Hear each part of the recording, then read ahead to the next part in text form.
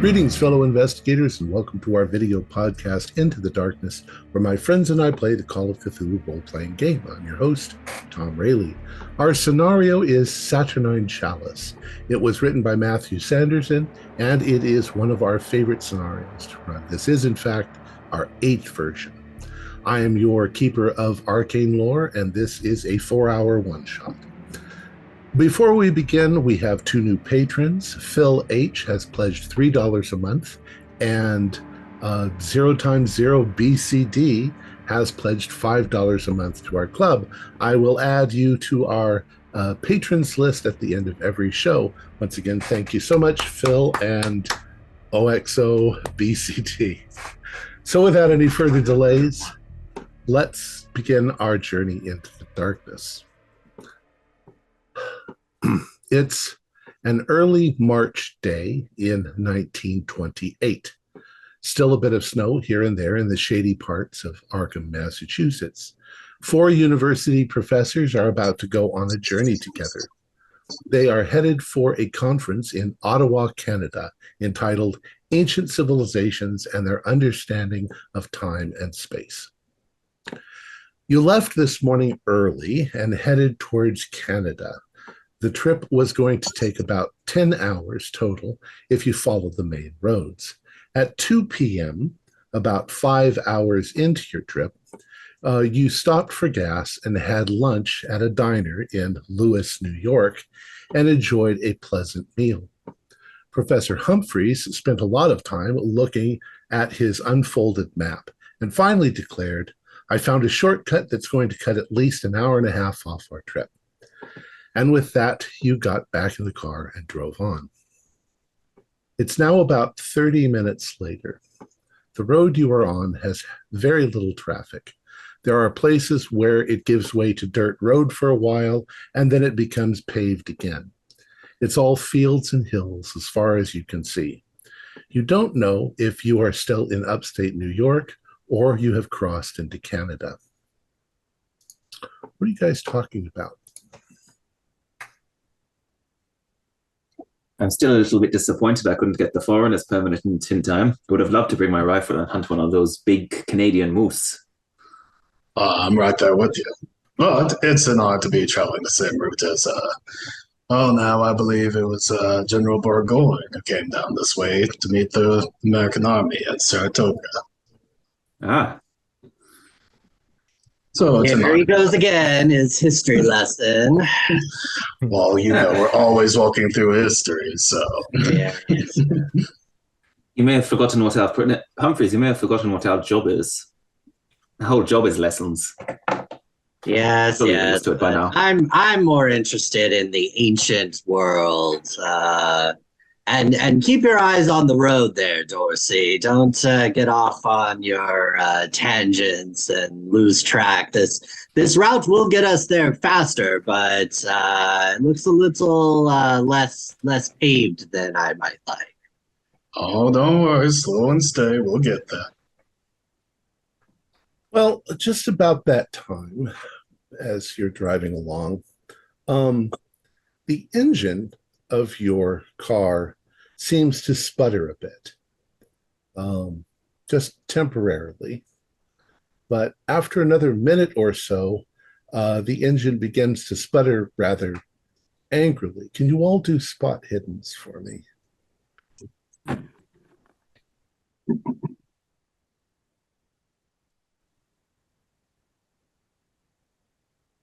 Any passes? No? Pass, yes. Right. Well, I think I might have gotten a hard success with that, Maris. Okay. No, sorry, regular. So, Professor Dorsey, you're driving. You suddenly look down, and the gas tank is on empty. Oh, no.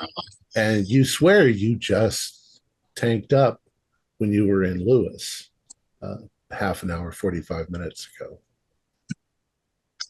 Oh, ain't that the damnedest thing? Oh, the gas. Did we got a leak? Anyone see a trail behind us? That was the whole reason we stopped, was to get gas. You want to come up here and take a look at the meter? No, Is there any gas in the road? Did you hit something? You don't see any. Hmm. I don't know how these damn vehicles work. Well, Don't know how a lot of things what work, was on that Humphreys. map? Where's the shortcut isn't taking us near any other towns, is it? Not particularly, not what I can see. That's going to be a long walk back. It looks like to you there is a small town called Haley, but it's 20 miles away. Goodness.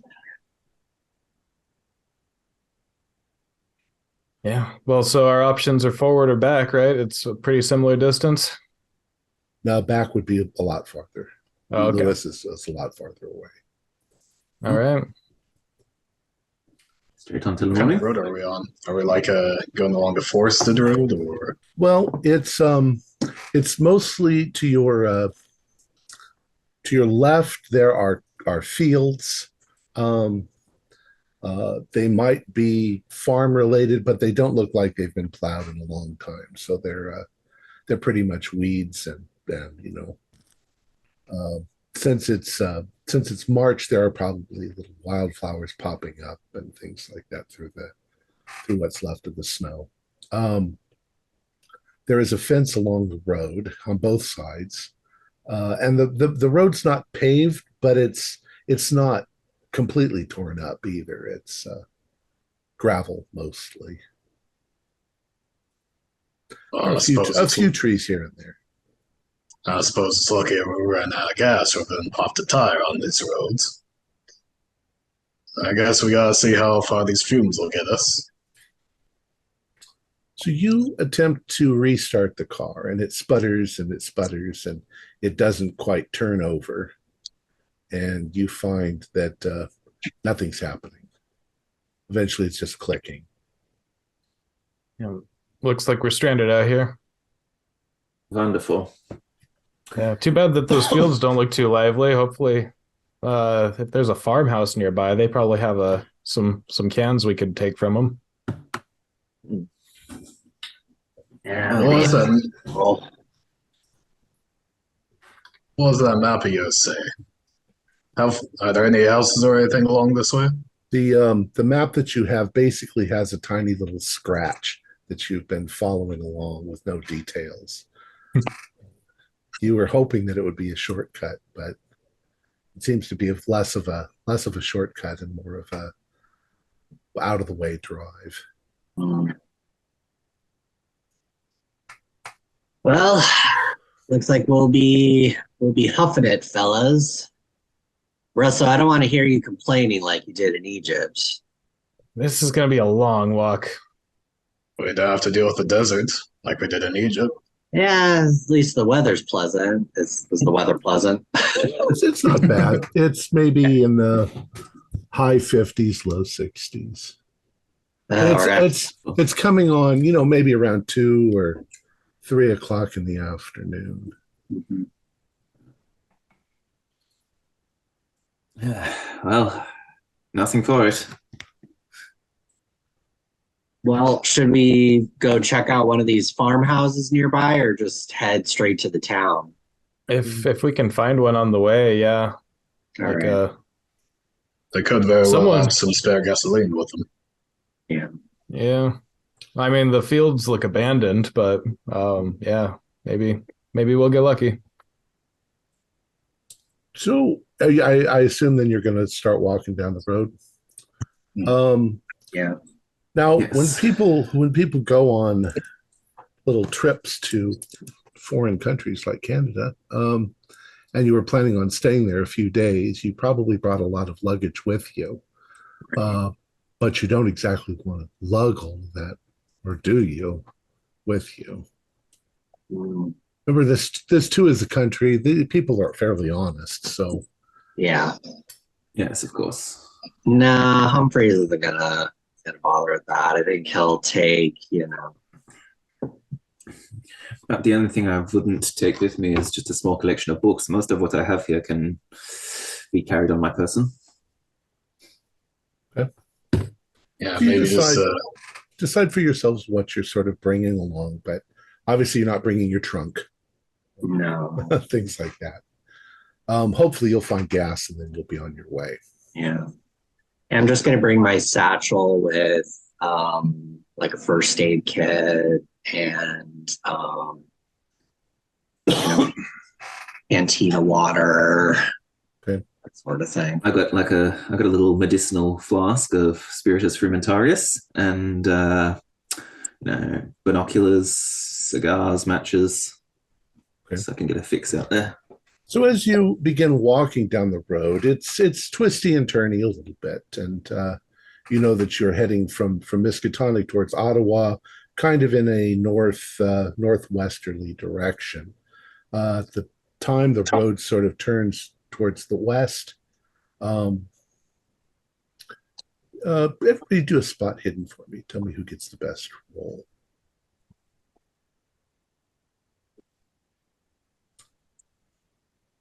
I got an extreme success. I rolled a 2. I failed mine. That's pretty good at 2. So I got as a- you're Regular success. So, Dorsey, once again, as you're walking, up ahead around the bend, you start to notice something that catches your eye. There's a spot where the trees sort of seem to become kind of regularly spaced. And up ahead of you, maybe a quarter of a mile, you can see what looks like a large iron gate that opens on the side, possibly into a country estate of some sort. And as you go forward, you can see that there is, in fact, a large iron gate. It's got 2 brick pilasters on either side, and it's got kind of an ironwork up and over the top with a big W right in the middle of the top part of the gate. The gate is closed, but it's not locked. And you can see beyond there is an estate of some sort. It seems to be nestled in amongst the trees. It's not huge. Looks like maybe just a 2-story, ample-sized house with gardens and things. What do you want to do? Y'all seeing that up ahead? Looks like one of the old Yes. homes back home. Yes. Not quite as good as Schloss Ostermann. Very good friend of mine. And had a place like that. Well, you'll have to give us colonials some credit now. Of course, but when you try and make it look European, it's a bit. It doesn't go too well. Little gauche. Well, if anything, they might have some money. So perhaps, they have telephone or some gas. That would be great. Yeah. Their own car to give us a ride, if anything. Because, 20 miles, we could be walking all day. Yeah. There do, in fact, seem to be some rather primitive telephone lines along the side. So perhaps it would make sense that they would, and have electricity as well. So as you approach the gates, as I say, they're not really secured. So they swing open very easily. They make a loud, ratchety, squeaky sound as they open. The sun is shining down on the building. There is kind of an formal garden that forms a kind of circle around the house being in the center. And as soon as you're kind of on the road, you're heading north towards the house, you can see there are some other outbuildings. It looks like to the left, you can see what looks like a barn in the back, and to the right, off in the back, it looks like a mausoleum, maybe. A small one, a pretty little ornate marble thing. And you can't really shift, but there is also a well in the back. I'll give you a look at the property. You are coming in from the bottom. You also are discovering that it is the Wayland estate, but you don't know that yet. So there's the house in the middle, the barn, and the well and the mausoleum. Yeah, It's great. strange shape for a property, but It's like a fine almost estate. circular. Someone They seem self-sufficient. they obviously put a lot of care into this place. And as you are approaching, and you're coming up the walkway, which turns into a finer form of gravel, so that it's well compacted and nice to walk on. The house appears to be 2 stories, but with a little cupola, on the top, kind of in the what would you say, Edwardian or Victorian sort of manner. It's still daylight, of course, so you don't really see if there are any lights on. But as you approach the door, or approach the front porch, I'd like you all to do spot hiddens once again. I got a hard. Regular. Well, So Professor Russo, you're kind of leading the way up towards the porch, and something catches your eye, and suddenly you stop dead in your tracks. Everybody stops behind you. There seems to be somebody in that front room looking out the window at you, and he's pale as a ghost staring at you. Oh, what Well, is great. it? I wave. Oh, there's someone in the window over there. He doesn't What? wave back. In Ooh. fact, he remains absolutely motionless, staring at you. Now that he's told you, you all see it standing there. Perhaps it's some recluse or invalid that they're taking care of. Well, they're not. after a moment and wiggling back and forth and moving around, you realize that it is in fact a statue that is looking out the window at you, a bust on a pedestal. It's an interesting placement for a bust of that sort. Yes, you must be quite the eccentric to sort of have a statue staring out at you from a window like that. I love eccentric people. Forward. Very well. So who's going to knock on the door? I'll knock. Okay, you knock on the door. For a moment, there's no noise, and then you hear a voice from inside. Sounds like a rather deep but maybe elderly sounding voice. Oh dear. The door's open. Would you mind? You can come in. I wasn't expecting you so soon. So soon?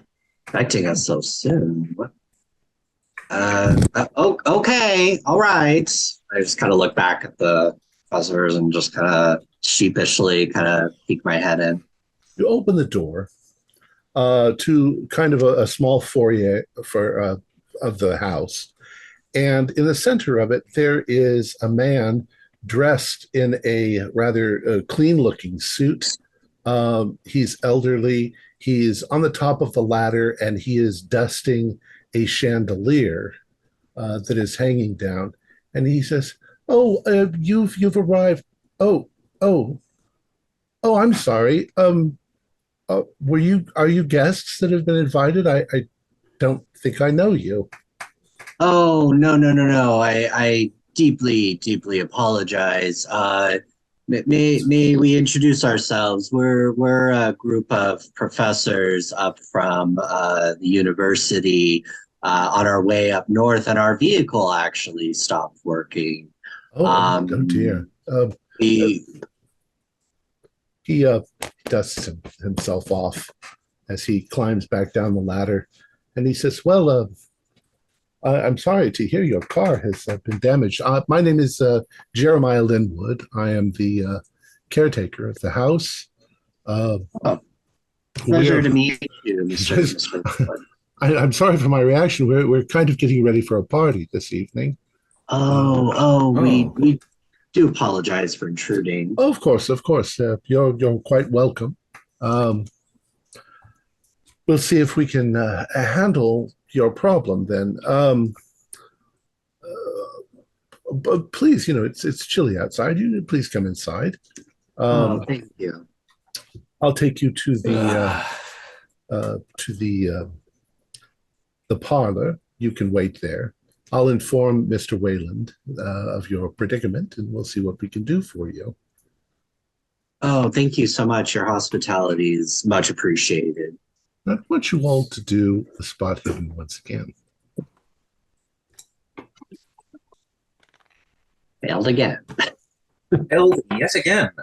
95. You all failed. Oh, even better. Okay, excellent. All right. So,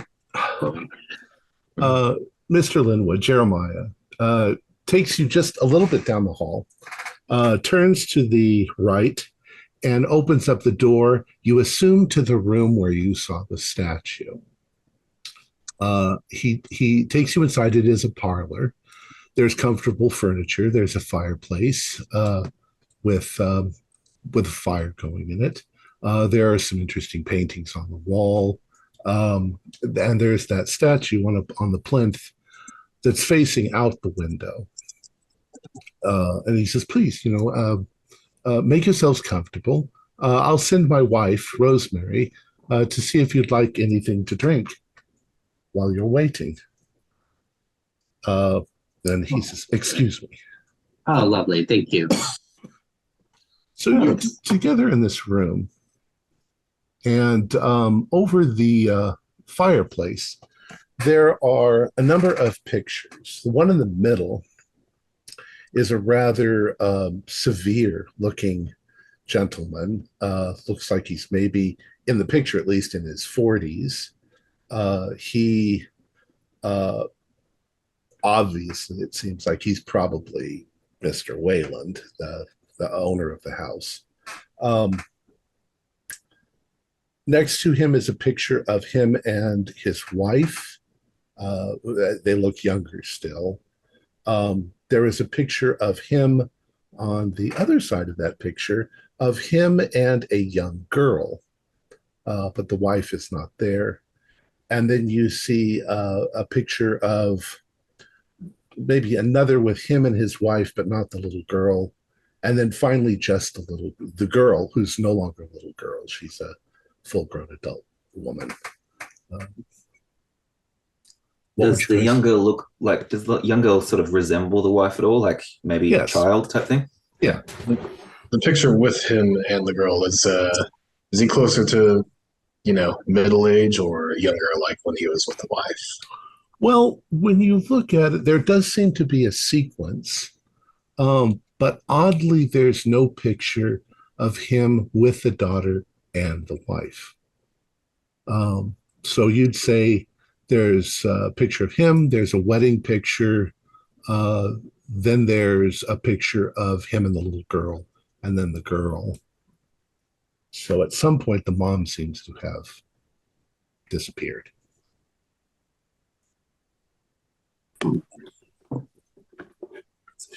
After a few moments, a woman comes in dressed like a maid. She comes in and she says, "Oh, hello. My name is Rosemary. I'm the maid and cook. Is there anything I can get you to drink?" Oh, yes, please. If you have some tea, I'd love some. Tea, Mhm. of course. Tea. Yes, a cup of tea. Tea. Some Tea water for is fine. everyone. Certainly, yeah. Tea would be Water? lovely. Thank you so much. All right, I'll get that for you. She turns Much around. appreciated. She leaves the room. Now, do you guys want to look around? Do you want to sit down? I'm just gonna wait. Yeah, I think I'll so. get nice and comfortable. I'm just gonna kind of poke around. I'm kind of a curious, nosy guy, so I'm just gonna kind of poke around the room a little bit. Okay. What like the decor. The decor is Edwardian. It's very neat, very clean. The fireplace is perhaps marble and some other kinds of decorative stone. It's carved so that it's got, interesting, twisty things. Well taken care of. It's clean. Well taken care of, yes. What kind of room is this? Is this a like, does it have a bookshelf or anything like that? There are some shelves with knickknacks and things on it, but I don't know. Do a luck roll, and we'll see if there are any books in the room. Yeah, regular. Okay, there is a coffee table with a couple of books on it. You look at the books; they don't seem important in any way, but they do seem to carry a theme. They seem to have sort of religious overtones. One of them is like a treatise on the Jewish mythology of angels. One of them might have something to do with the Quran and their treatment of mythical beings and so forth.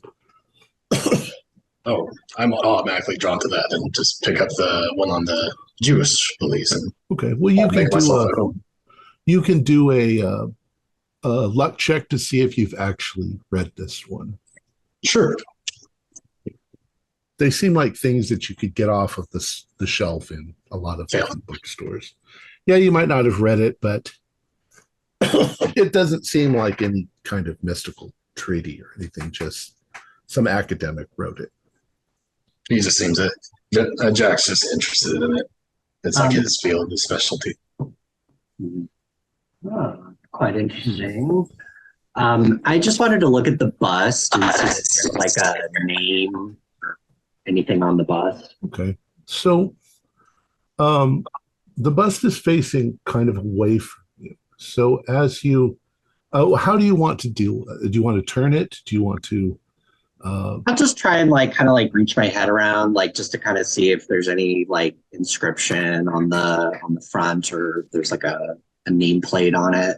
Well, as soon as you kind of look around at it, you realize that the sort of juxtaposition of the bust that you're looking at and the painting of Wayland on the wall, it's obviously the same person. Mm-hmm. So it's a bust of Wayland. What you do notice that catches your attention is there is something carved into the bust. The bust is white, but you realize almost immediately that it's been painted white. It actually looks, where it's been scratched, as if it is black underneath, or kind of a dull gray black. And this is what you see. Okay. Huh. What a strange inscription. Huh.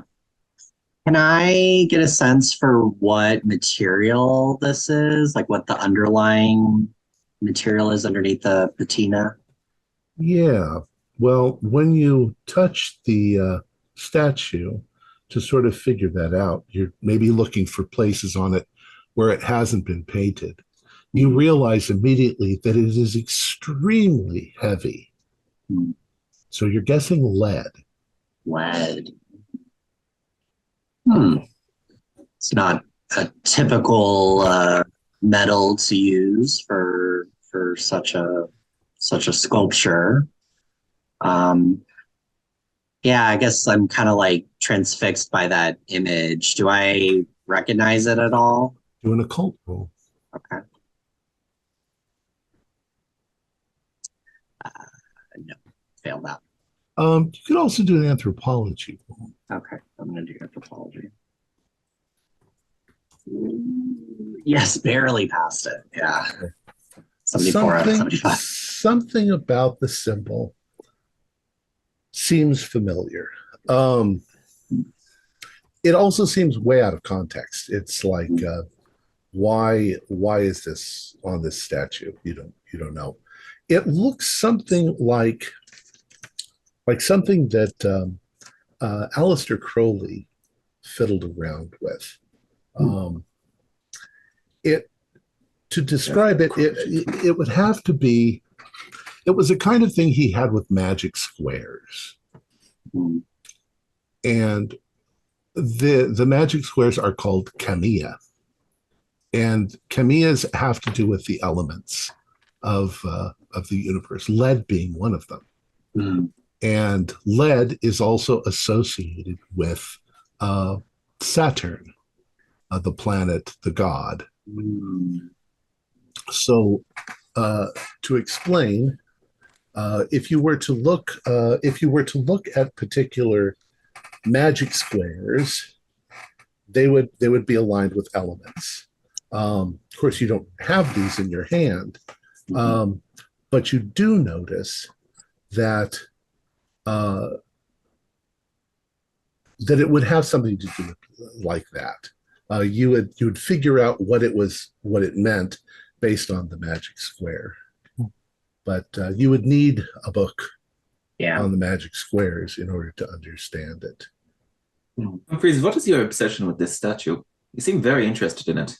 This is very strange. This bust is made of what appears to be lead, which is very odd to form a sculpture out of.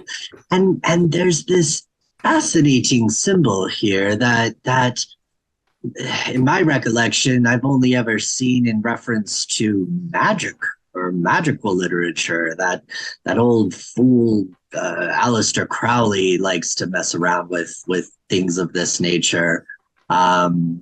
Quite interesting to find this in such a place in this part of the world. Perhaps this Wayland person is more interesting than meets the eye. So about that time, Rosemary returns and she gives you your tea, which she has steeped. She gives you water if you ask for it. And is there anything else I can get for you, gentlemen? I'm quite all right, ma'am. Oh, actually, one question. And I'm just going to hold up my little box of cigars. Is it quite all right if I smoke in here? Of course. Yes, thank you. Yes, there's ashtrays. Yes. I'm just going to light a big old cigar. It's about that time. I also take out my pipe and start to pack it and ask Miss Linwood. Miss Linwood, is Mr. Wayland in the house? Yes, he is here. He and Veronica, his daughter, are both here. It's just that they're very busy. They're making preparations for tonight. Jeremiah should be fetching him if he's able to come. Otherwise, he'll come back and tell you. It should just be a few moments. Does she seem harried or what's her mood? Oh, she seems very helpful, very sweet. Okay. So after a few moments, you can hear, it sounds like Jeremiah and somebody else coming down the stairs, around the corner, down the hall. You hear Jeremiah saying, yes, they apparently ran out of gasoline. And you can hear a more mature sounding voice, but obviously a bit younger. Well, we'll have to see if we have any gasoline. And around the corner comes these two gentlemen. August Wayland looks like the statue, looks like the painting. And he introduces himself. Hello, my name is Augustine Wayland. I hear you have some car trouble. Yes. That's unfortunate. Yes, Mr. Wayland, thank you so much for allowing us into your home, and thank you for your hospitality. It's much appreciated. Yes, we've run into some car difficulty. We're out of gasoline. Well, the Duesenberg's out in the car garage. Perhaps we can have Jeremiah take you out there and see if we have any tins of gasoline, of petrol, he calls it. That's appreciated. Does he have an American accent? He has kind of that transatlantic accent. Yeah. So he's American, but he's affected. pretend English. Yeah, affected. Yes. Okay. Yes. Well, at least he's using the correct word. Yeah, Patrick. Says, well. As long as you're here, please feel free. I have a library, and we're having a party this evening. Yeah. If it takes us a while to get your gasoline, you're certainly invited. There's plenty of room. We're celebrating my daughter's commencement into, well, it's a long story. Are you familiar at all with religious and occult ceremonies? Oh, yes. In fact, I think most of us are. We're actually university professors on our way to a conference regarding ancient religions. Oh, from which university? Miskatonic. Oh, well, In you are most welcome then, because I myself attended Miskatonic, and so did my daughter. So you would wonderful. understand some of the interesting things that we've gone into. Have you ever heard of the Abramelin operation? The book of Abramelin the Mage? Can I No?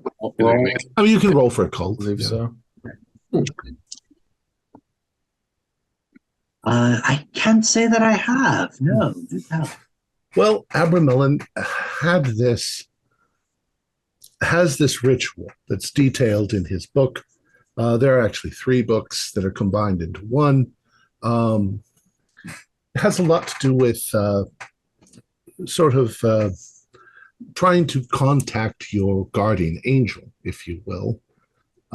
It's a very lengthy operation. It takes about a year and a half, 18 months to accomplish. My daughter's about to begin it. She'll be sequestered. She'll be fasting. She has a great many rituals that she'll have to go through in the next 18 months. But the theory is at the end of it, she'll be able to speak with her guardian angel and learn the secrets of the universe. I think I might have came across that at some point in this Tonic's library. I got regular success. Yes, it's not unknown. It's something that I'm sure there are copies of it. Though there are good copies and there are bad copies. Mistranslations are always a problem. I myself had to deal with that at one point. Could you clarify, did he say, like commencement, I presume this is the beginning of the ritual, is that right? Yes. We've been preparing for this for some time, prepping the rooms and the various things that she'd need. And tonight she is preparing the final phase before she actually begins the Abramelin operation, which will then take her 18 months. So a year and a half from now is when she will finish. That's an admirable effort of yours. Yeah. Is this some sort of tradition, or is she the first? Well, actually, I tried it myself. I tried it, and Really? I failed because the translation that I had of the original text was flawed. I know the pain. That's such a shame. Yes, it was. The one that I had was from the 1850s. That was a Samuel Mathers copy, and it had been translated from the French, and he got the timing all wrong. So I eventually found a much better copy from the 15th century that we've hoped will work better. But it's kind of one of our eccentricities. I would love to explain it all to you right now, but I am in preparation. So there are other guests should be arriving soon. So please make yourselves at home. Just one thing I ask, don't go up the stairs. Don't go into the top floor. That's where we're preparing. It's been sanctified and prepared. Of course. So Jeremiah, please help them if you can. And he walks away. You can hear him going down the hall and up the stairs. Well, gentlemen, we can go out to the garage, or you can hang out in the library. We don't need you all to go. I'll go out and have a look. All right. So, Professor Dyer, you're coming with. Mm-hmm. Okay. Anybody else? Either the garage or to the library. Yeah. Either or one. wander around the house if you want to. I'm going to the garage. Yeah, garage. I was driving, might as well.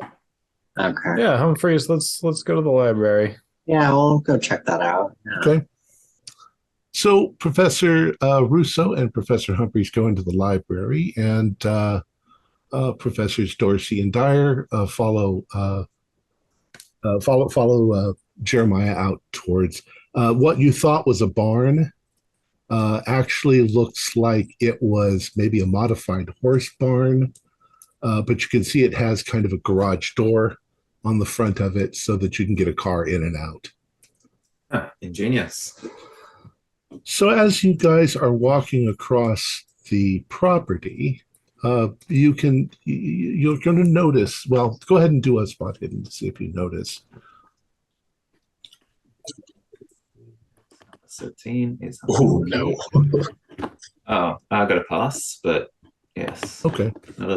Just a So, not directly next to you or anything as you're just walking across the property towards the barn. Amos, you notice a kind of a pit that has been dug near the house, near a small door you guess might go into the kitchen. The pit looks like it's maybe 6 feet across, circular, and it's got a bunch of what look like ashes piled up in the middle of it. Maybe it's a burn pile, for burning stuff. But you've never seen anything like it before. I'm just gonna tap. I'm not gonna like sort of bring it up with any of like our hosts, but I'm gonna just sort of like tap Dorsey and just go and sort of subtly tell him, "Have a look at that." I guess I take a look over that. Is it? I'm sorry. Did you say it was in the middle of the path, or was it? No, like it's over near the kitchen door, on the side of the house. But it has an odd. It doesn't look like your standard burn pile. Just kind of odd as you're walking across the grass heading towards the the barn.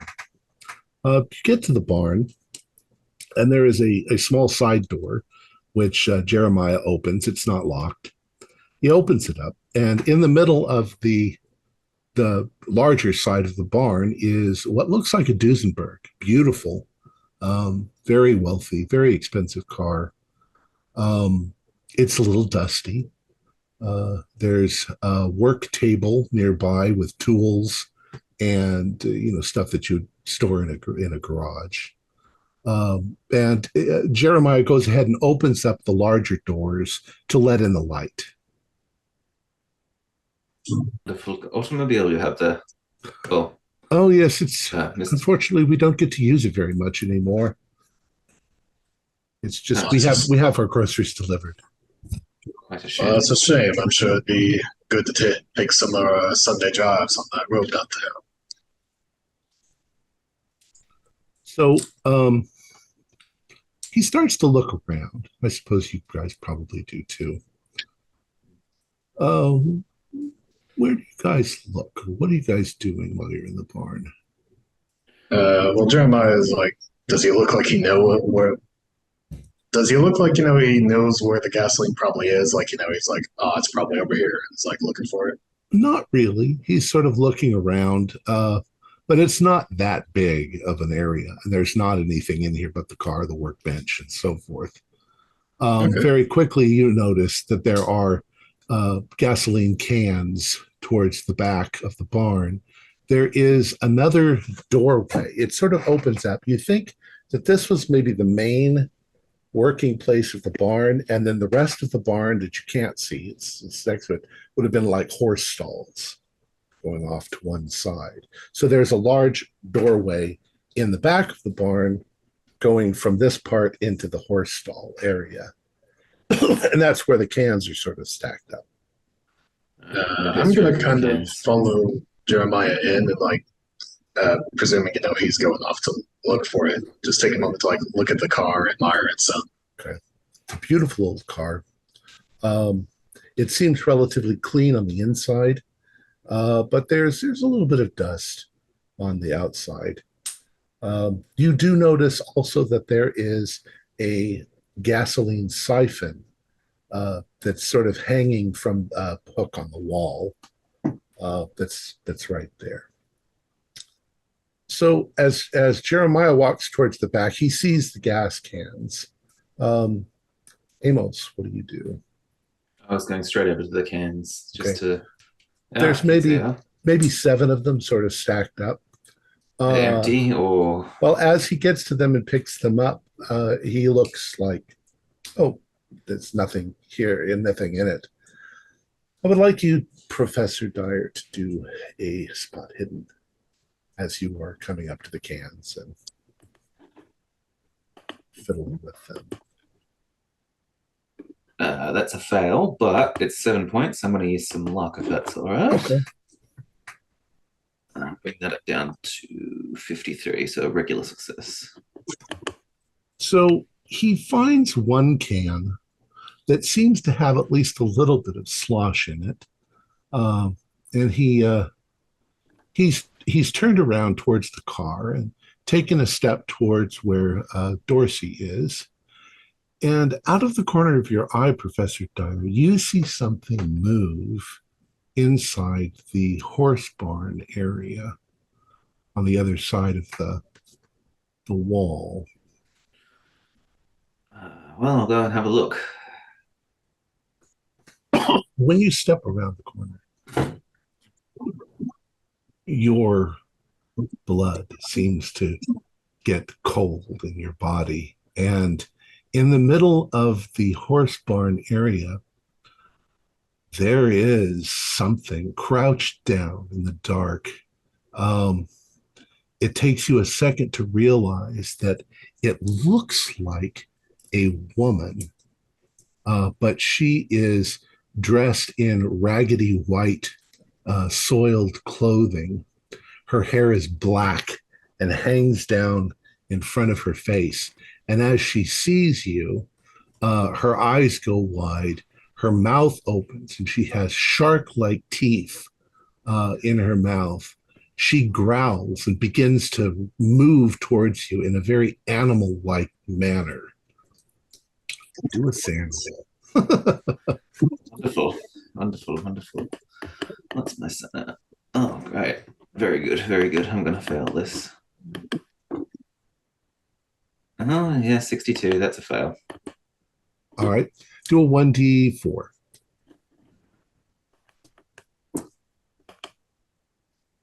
One.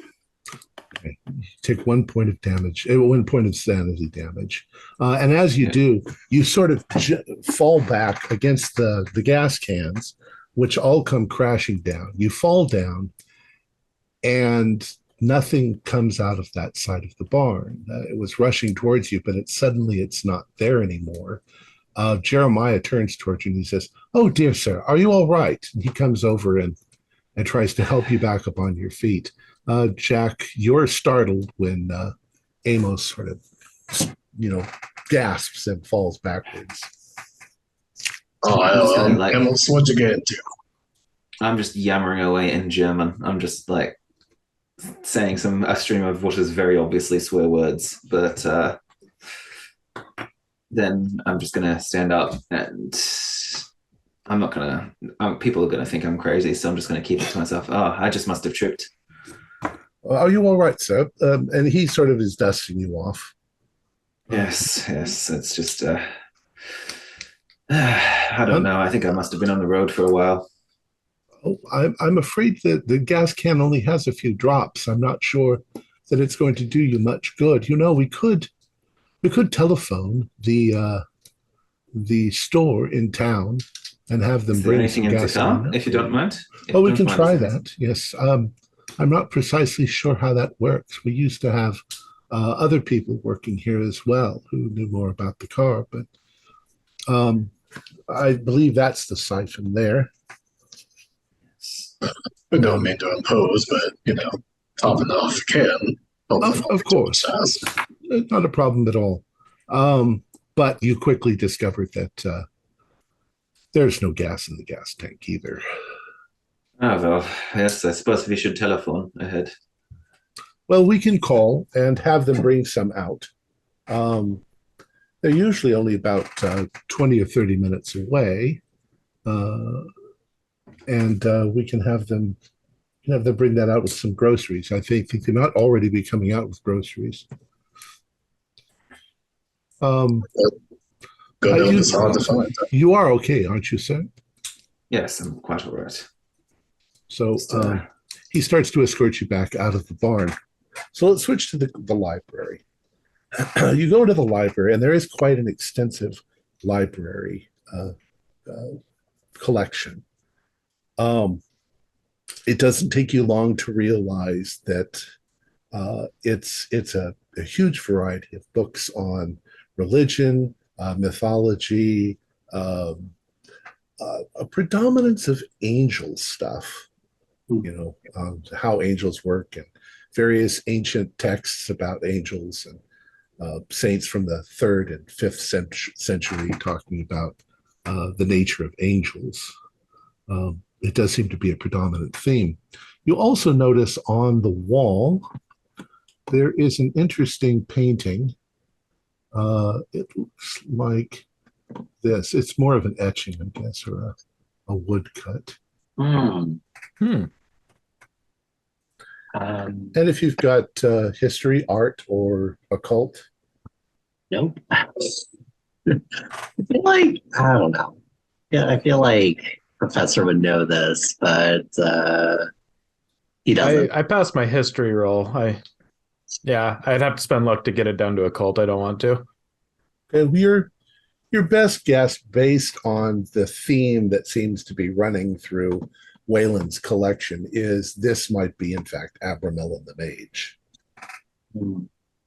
My, this Russo, remind me, are you a spiritual person? Are you into all this?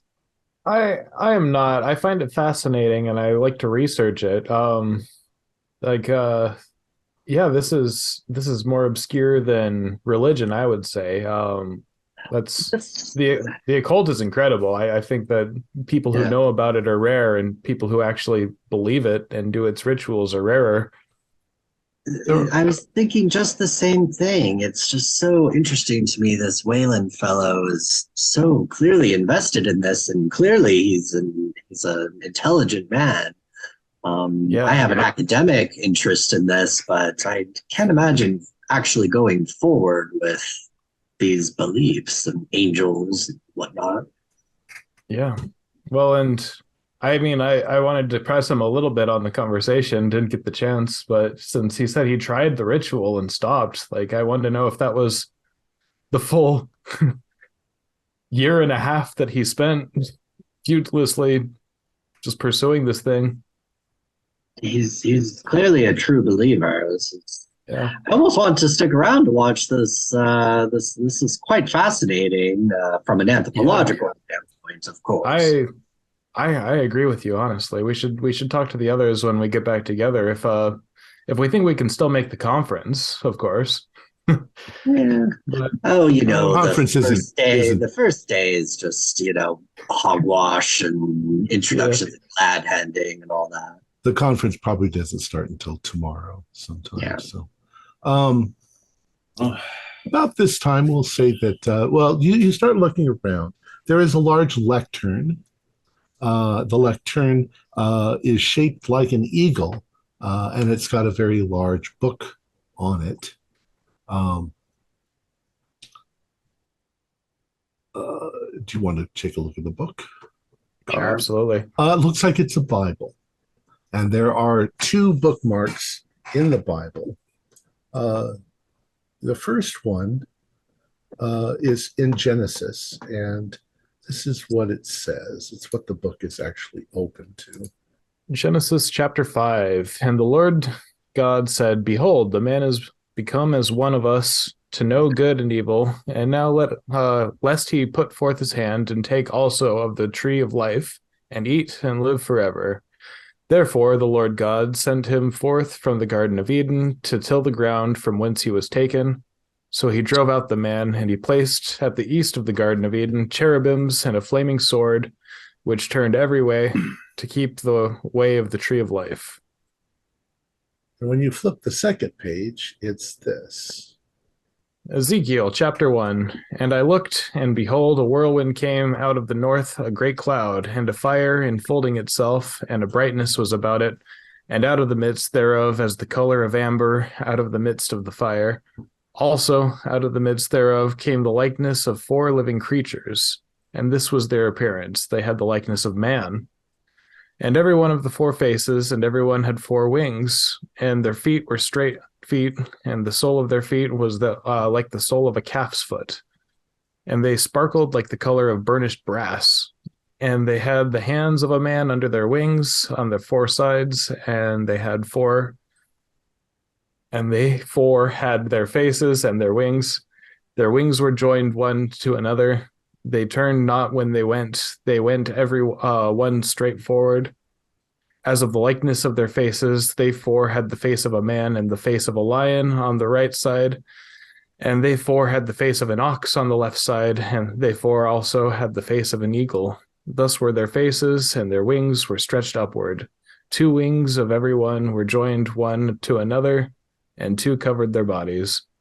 And they went every one straight forward, whither the Spirit was to go, they went. And they turned not when they went. Thank you, King James. Yeah. Well, that's the wood sketching is the best I can make out of that unwieldy description. So about this time, the other 2 rejoin you. Jeremiah asks, is there anything we can get you while you're waiting? I'll make a phone call unless one of you would like to be there when I make it. So that would be lovely. Thank you. Yeah. So he dismisses himself. You can hear him go down the hall in the other direction a little bit. And after a moment, you hear him, sort of that sort of sound of somebody picking up an old phone. And there's a moment of hesitation. You hear him, and he says, "Yes, Mr. Burns. I hope you haven't sent the victuals yet. Would you mind sending us a couple of gallons of maybe 5 gallons of gasoline?" Oh, that's too bad. All right. Yes. We had somebody whose car seems to have run out of gas. All right, thank you. Yes. And he comes back and he informs you that the truck has already left. However, he said that he will drive out here after he closes the gas station at 6, and he'll drop some off on the way. It's out of his way, so it's a very nice thing for him to do. Very Do you know kind. how many hours it would take him to get out here? If he stops at 6 o'clock, then say an hour? Yeah, probably less than an hour. Yeah, fair enough. I'm not trying to rush him, of course. I'm just trying to get a good time frame. Well, please make yourselves at home. If you're here for any length of time, we can, you join us for dinner. And, yes, certainly. Our little celebration. And then he leaves, so you're alone in the room together. Everybody do a spot hidden for me. Doing a lot of spot hiddens. Okay. Extreme. I got an Regular extreme pass. who got extremes? Oh, nice. I'm going to do 2 things with those 2 extremes. So Dorsey. Oh, I'm so sorry. I actually misread it. It's a regular. Okay. It looked like a 0. All right. I still might do it. We'll see. So, Professor Humphreys, as you were standing there chatting with them, looking around the room, you suddenly realize that there is another glyph that's been carved into the eagle lectern.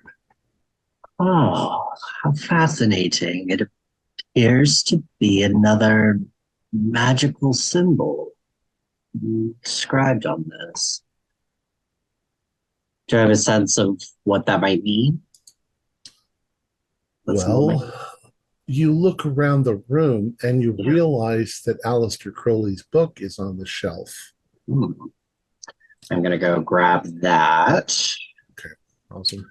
So this is why I asked you to have paper and pencil. First, let me explain to you the concept. Okay. This is the kamea of Saturn, which is the one that you would use because of the lead. Okay. It has a magic square. All of the numbers add up to the same thing in the directions, whatever direction you go. There's a chart at the bottom that shows you the letters with the numbers. So when you look at the symbol, it starts with a little circle and it goes step by step from one square to the other. An example would be this, which if you look, it starts in 5, it continues in 5, and then it ends in 2. So if you look on the chart below, you can see that the first 5 is W, the second 5 is E, and the third letter is T, because that's the only word that you can spell with that configuration. So your task is, let me pull it up. This is the kamea on the lectern that you are standing in front of. And see if you can figure out what it is. 7 is the start. You can see that's where the circle is. Do you think that the fact that it's like in the second row means it's also in the second row of letters? Well, I've marked the red columns to be the letters that are. Oh, right. I mean, like, we're starting with 7, right? So I figured Correct. It's in the second row on the magic square. It might be, P in this instance. Could be. Could be. Yeah, I think it's just we have to find what Which combination configuration, creates like an actual word. Is it perchance the word prison? It is the word prison. Yeah. Wow, Yeah. wonderful job. Nice job. Yeah. So now you know how all those word puzzle tests pay off. Yeah. Nice job. So as you guys are sitting there in the room, you hear a knock on the door, the front door. You see Jeremiah go by rather quickly by the opening to the hallway. You hear him open the door, and he says, "Oh, Mr. Goodman, so nice of you to come." And he says, "Oh, hello, Jeremiah. I made it in time. Had a hell of a drive getting out here. It's quite a long way away." He says, "Yes, sir. Am I the first?" He says. He says, "Oh no, we actually have had delightful guests show up from Miskatonic University. You're familiar, of course. Their car ran out of gas. They're in the, I believe, the library at the moment." He says, "Cool. Could you have Rosemary get me a cup of coffee?" He says, "Of course." He says, "I'll just mosey on in there and see what's going on." So after a moment, around the corner comes this gentleman who introduced. He comes in. He says, "Well, it looks like the party's already started in here." And he steps forward and holds out his hand to shake whoever's closest. Leslie Goodman. Pleasure to meet you, Mr. Goodman. Professor Humphreys. Professor. You're professor from the old Jeremiah said Miskatonic? Yes, all of us are. What a great school that is. I can detect a Massachusetts accent. Yeah, I'm from Boston. I deal in rare antiquities and books. I've got a shop in Boston. Yes, as you can see, Mr. Wayland's quite the collector of books. Is that how you met him? It actually is, you see. Yeah, he was looking for a particular book. Apparently, he had an older, or rather a newer copy of it that was a mistranslation. He needed the a much more accurate translation. So I was able to procure that for him, as well as a few other items that he needed. I'm not really into that sort of stuff, but if you need it, I can get it. Mm-hmm. Oh, well, yeah. And he steps in and go ahead. He just sort of steps into the room. And if you don't mind, I've been driving a long way. I'm going to have a seat. Oh, please.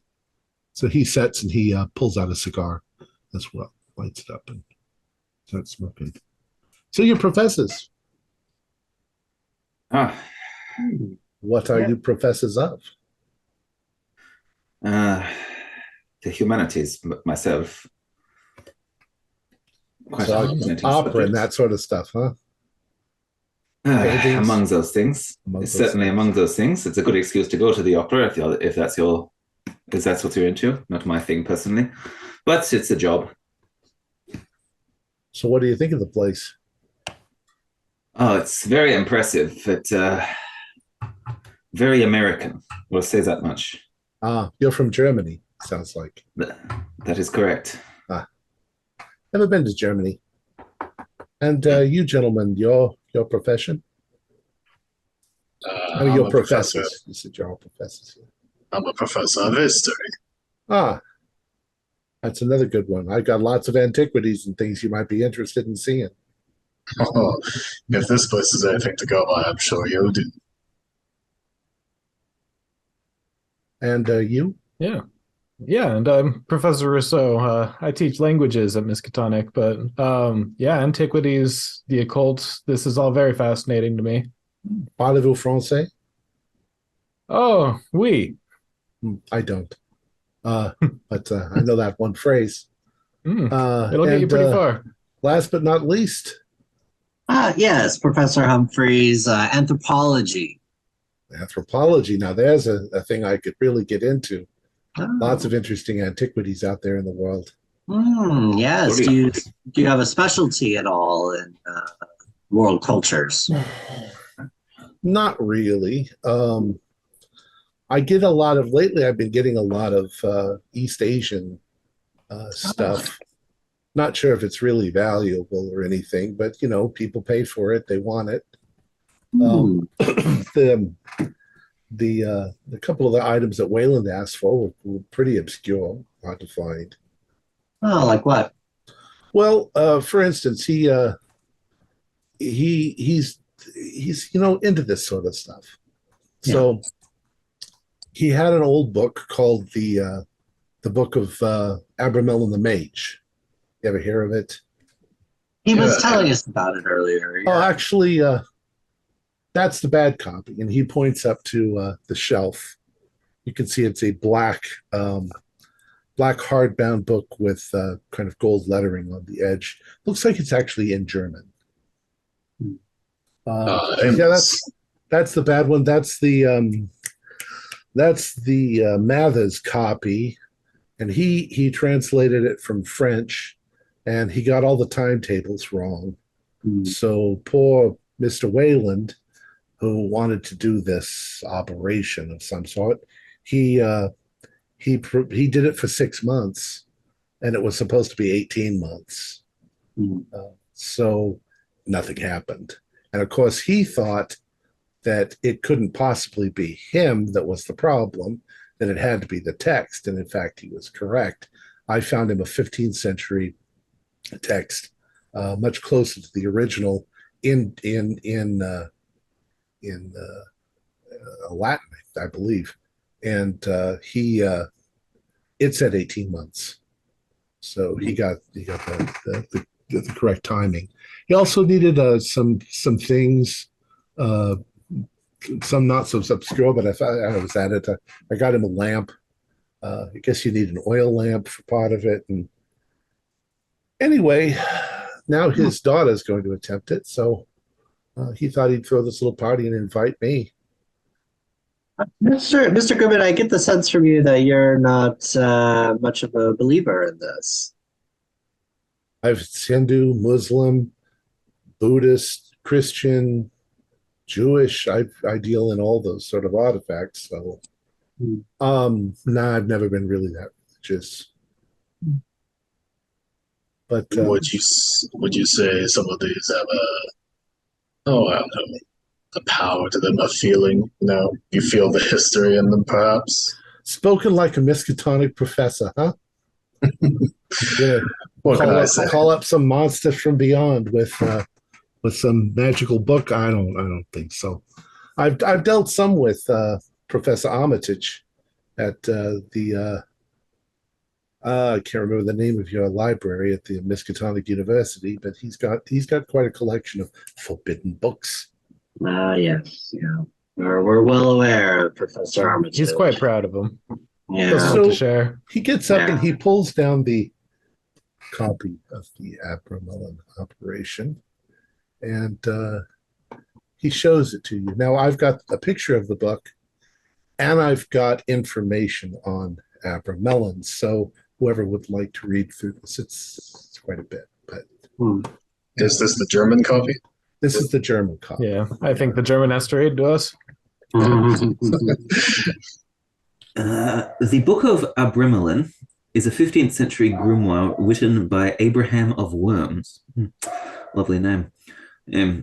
Born in circa 1392, died circa 1458.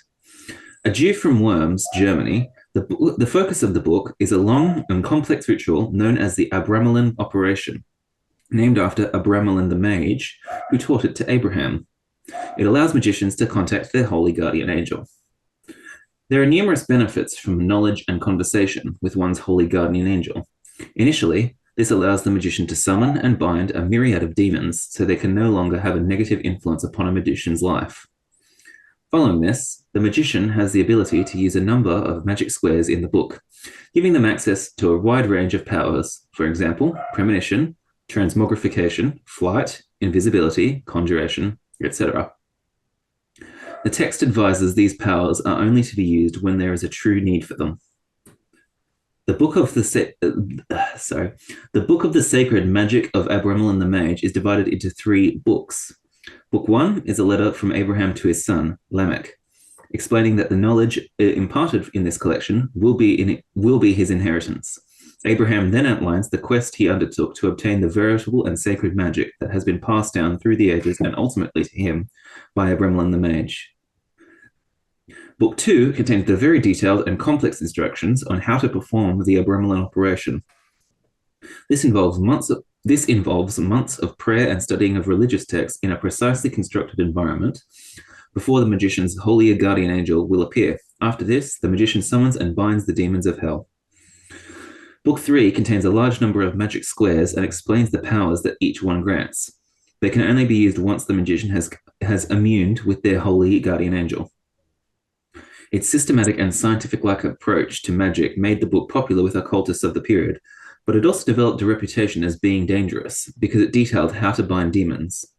Some believe that dark forces desired this knowledge to be suppressed, and it, therefore, put owners of the book in danger. Now, the other thing that's really interesting about the cover of the book is that it has a hyper magic square, where as it spells out something in Latin in all the directions, up, down, side to side, and that it's the same forward as it is backwards. Does anybody know Latin?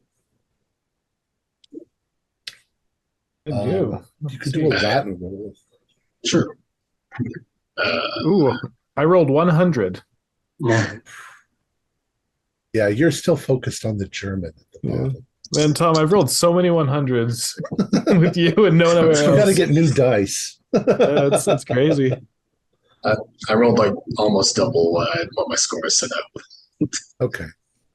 So even with that, it's very obscure. Sator arepo tenet opera rotas. Sator has multiple meanings. It can mean the farmer.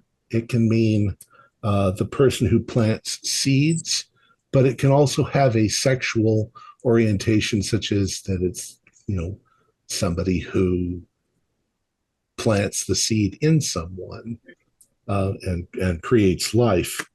Arepo, you have no idea what that means. It doesn't seem to be the root of any word that you know in Latin. Tenet means to master or possess or to keep something.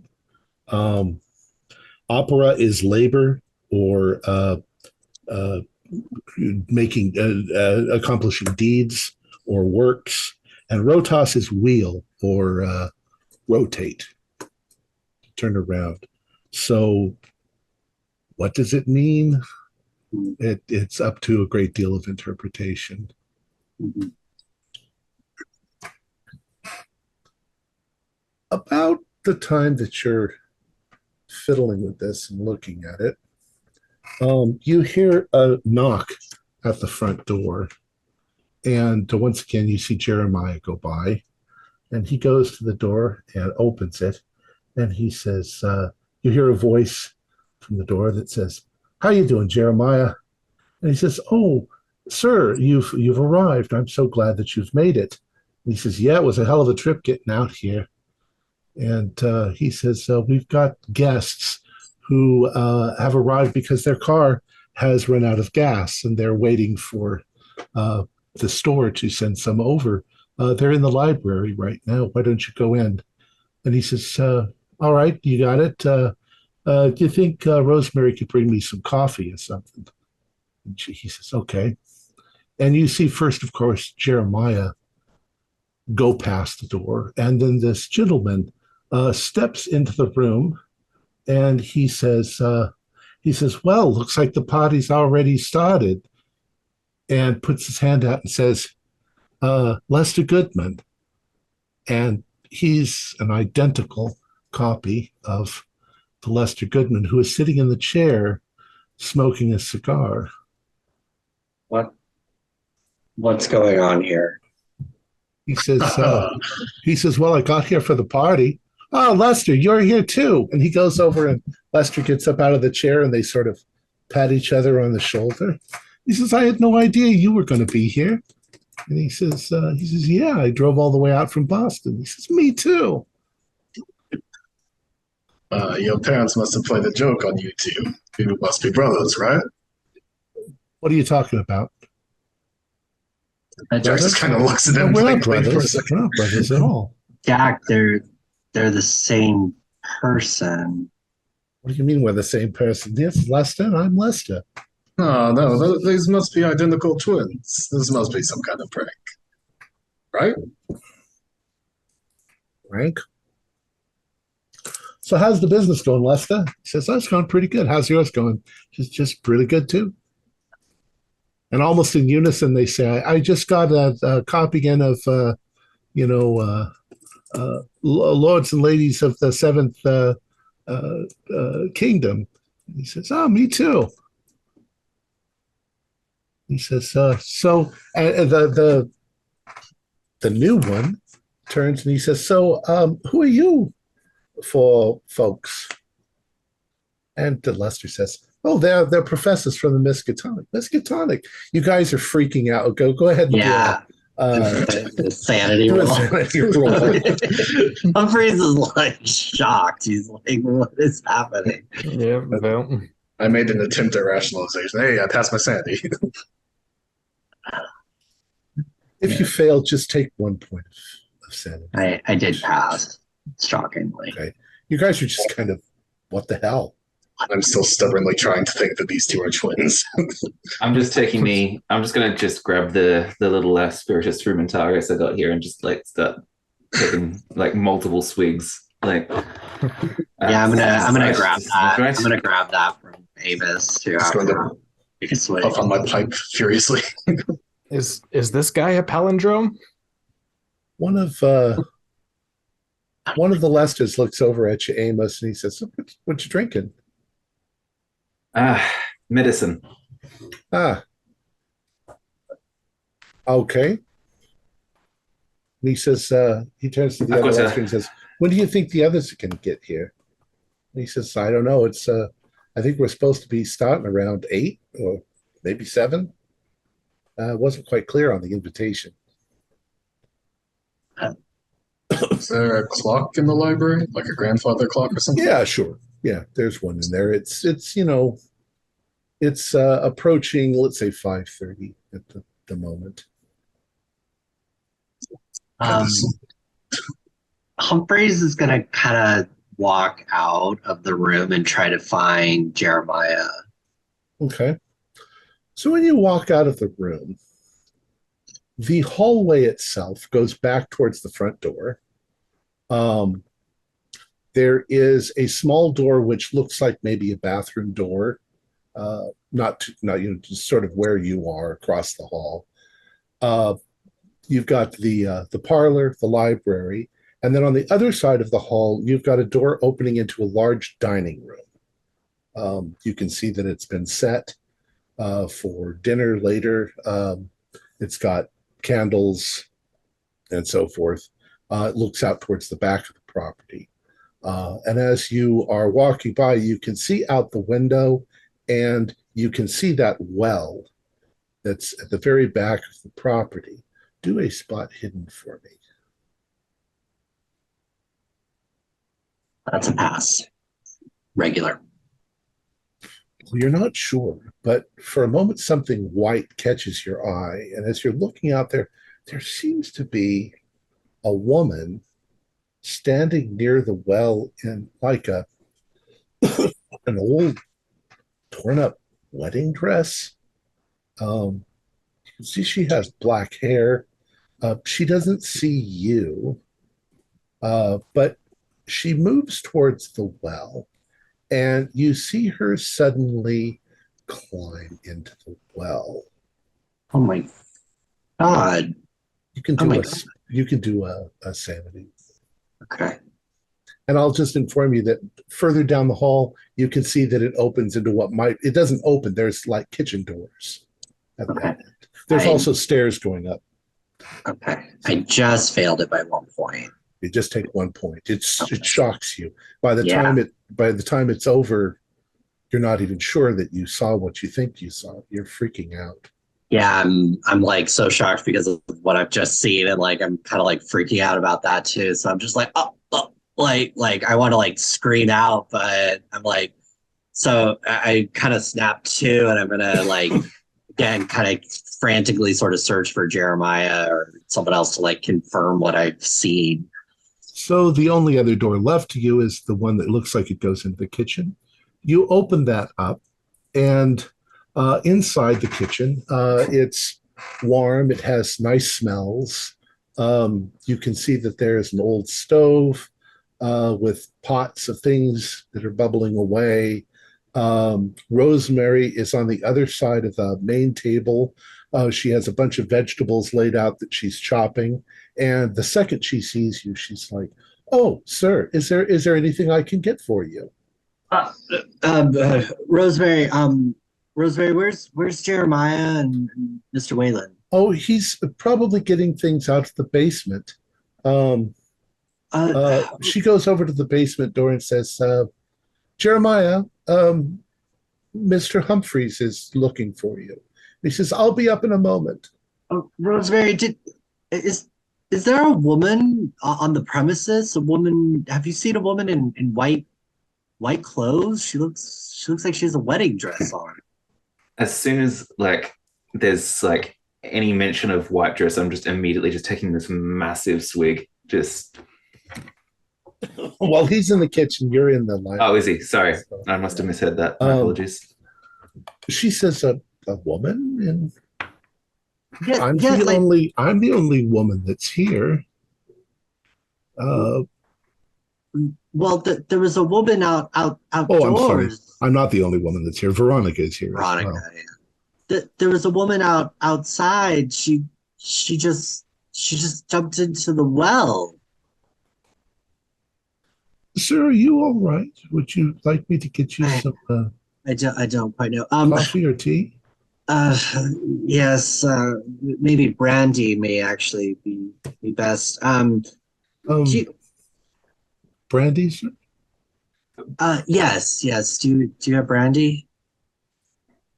I'm not sure what that is, sir. Never mind. Do you know this Lester gentleman? Oh Gentleman yes, man? Mr. Goodman. Yes, Uh, uh, there seem to be two of him. two of them. Yes. I'm very confused. I need to sit down. Perhaps, Uh, please, here, sit over here. Let me get you some water. oh God. Would you like me to squeeze a lemon into the water for you? Lemon water?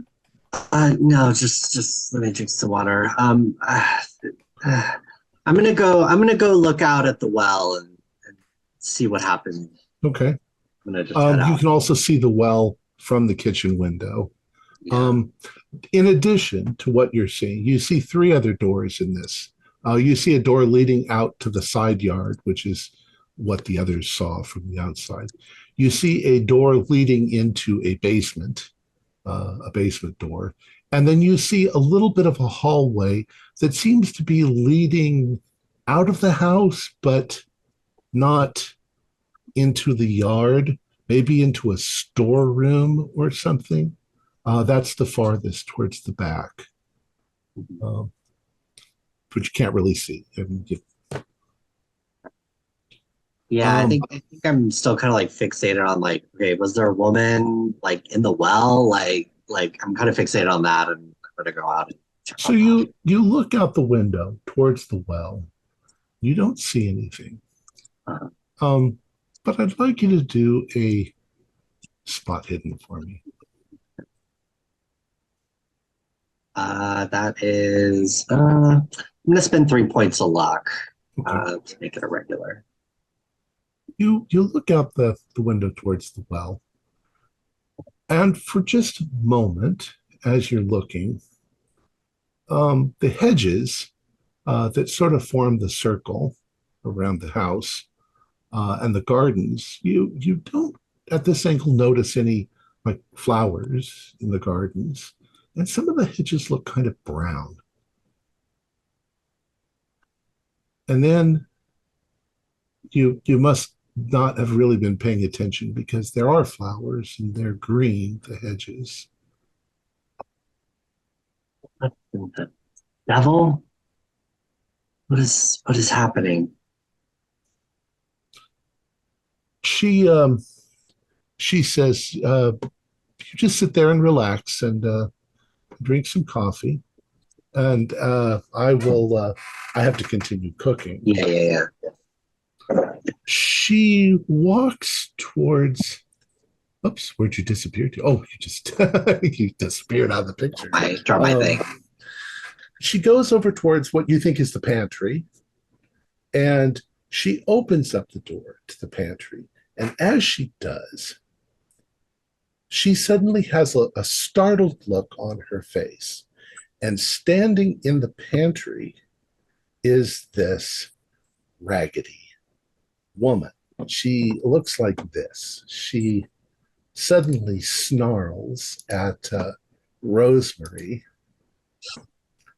Rosemary suddenly sort of pulls back away from the pantry, and this woman reaches out with what look like horribly clawed hands, grab a hold of Rosemary, lean forward, and bite down into her neck. And you see blood splattering, and Rosemary struggling as the thing sort of leans forward and pins her down to the ground. What do you do? Oh my God. Oh my God. I'm kind of like in shock for a moment. Can I look around? Is there like a knife or like any type of like Sure. You're looking around. There's a big butcher knife on the table. You can do a sanity roll. Yeah, I'm gonna do a sanity. Did we hear a commotion upstairs, like up in the library? You're Is down the like is hall. the kitchen far enough away? You're down the hall. We'll see in just a moment. It's not that far away. Okay. It's all. Yeah, I was just making sure. I did pass. I did pass my sanity. Okay, so just take a couple of points of damage. We'll say that you reach for the knife and you call out loudly in fear, which, Professor Dyer, you do hear. The others hear Gerald's yell out. Oh my God. But Gerald, as you turn with the knife to defend yourself or whatever, there's nothing there. There's no bride, no Rosemary on the floor. And all of the blood seems to have vanished. And coming in from the other door, the one that seemed to go into a storeroom, Rosemary comes walking in and she says, "Oh, sir, is there something I could get for you? Something you need?" No. Oh, be careful with that knife. You wouldn't want I apologize. Yeah, I'm gonna just set it down. No, I need to go back to my compatriots. Thank you. What do the rest of you guys do when you hear him call out? I'm going running. Yeah. Honestly, I was going to go and look for Mr. Wayland before then, but yeah, I'll just follow there. So you guys come out of the door. You can see Gerald shaken, sort of, backing out of the kitchen into the hallway. He seems to be quite shaken by something. Humphreys. Madness. Oh, God. What was it, Humphreys? Now, Gerald, calm down and talk to us. She was dead. The thing was eating her. Oh, my God. What are you talking about? Just look in the kitchen. Is what's happening in the kitchen? If I lean around and look into the kitchen. You look in the kitchen. Rosemary is back to chopping vegetables. It's just Rosemary chopping some vegetables. I saw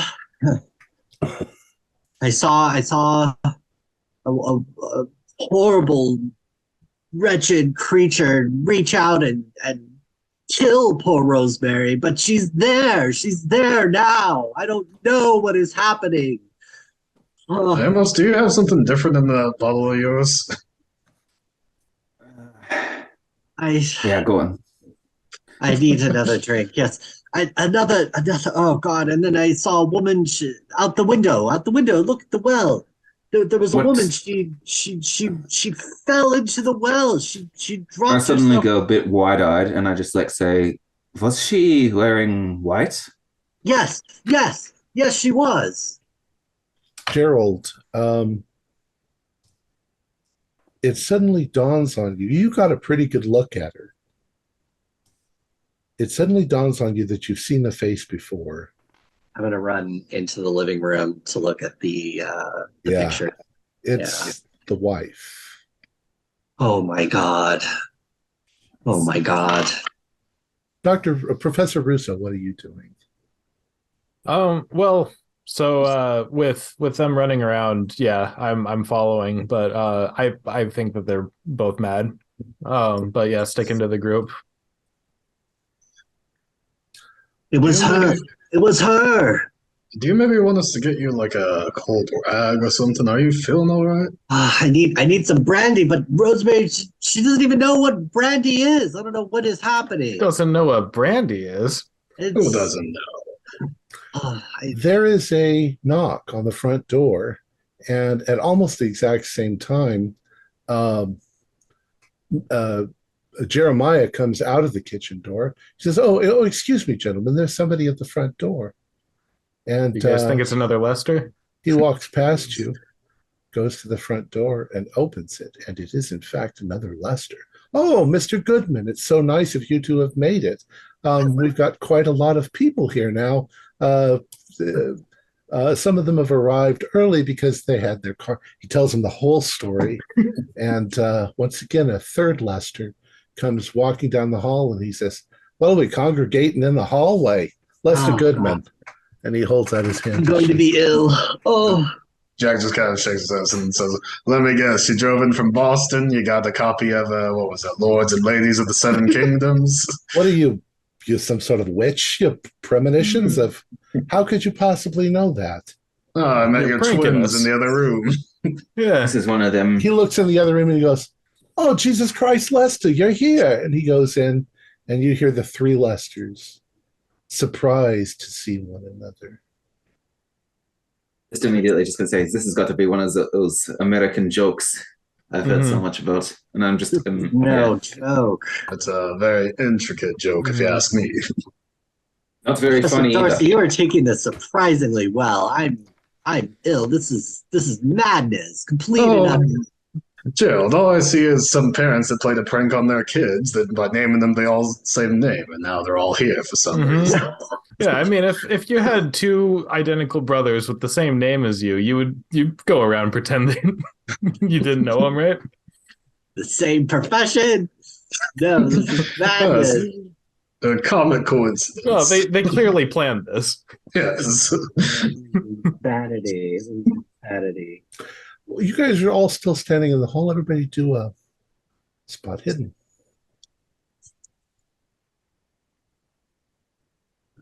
That's regular.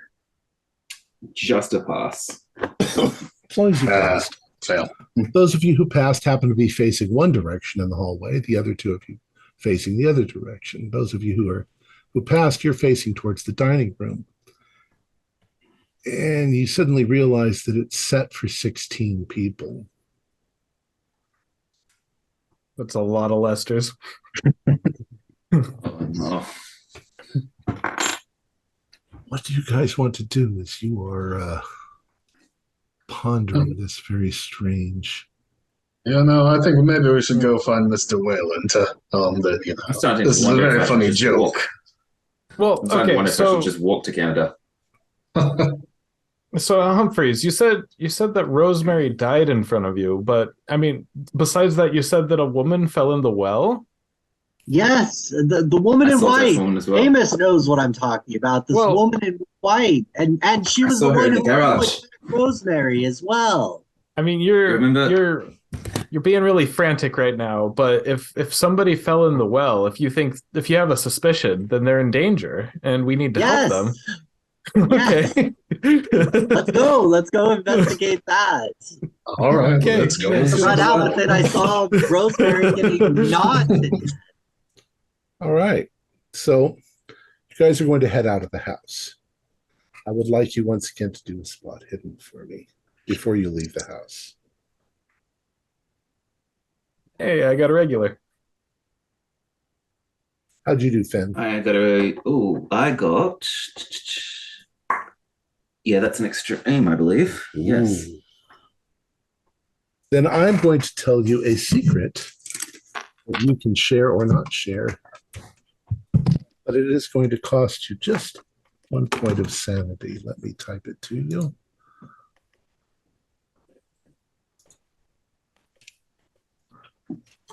Talk amongst yourselves.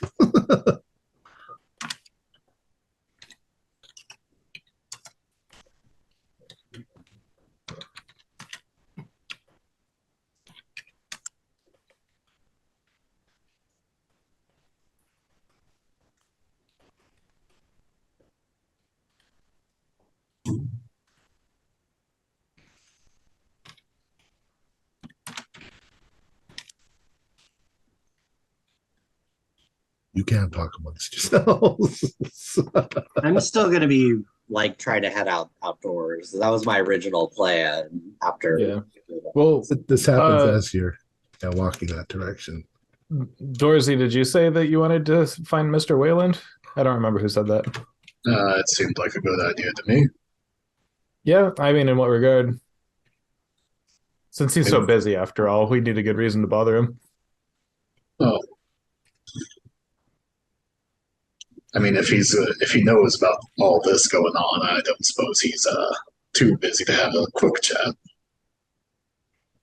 Maybe it's a surprise party for his daughter. Get all these twins together.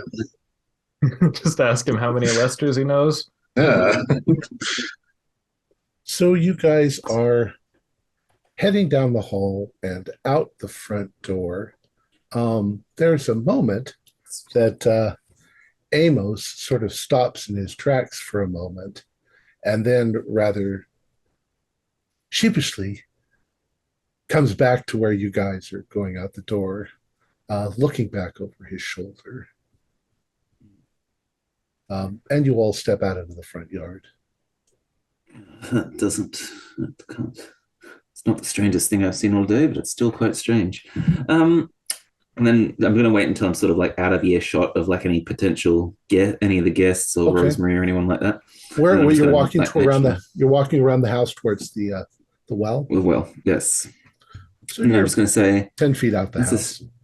Not the strangest thing I've seen, but that chandelier did not look like it was wired properly, and yet it was working fine. Chandelier? Yes, the one from earlier in the hall. Yes, it wasn't wired at all. Yes, it wasn't wired at all. It was like broken, but yet it was lit just fine, and it was electric bulbs. It wasn't candles.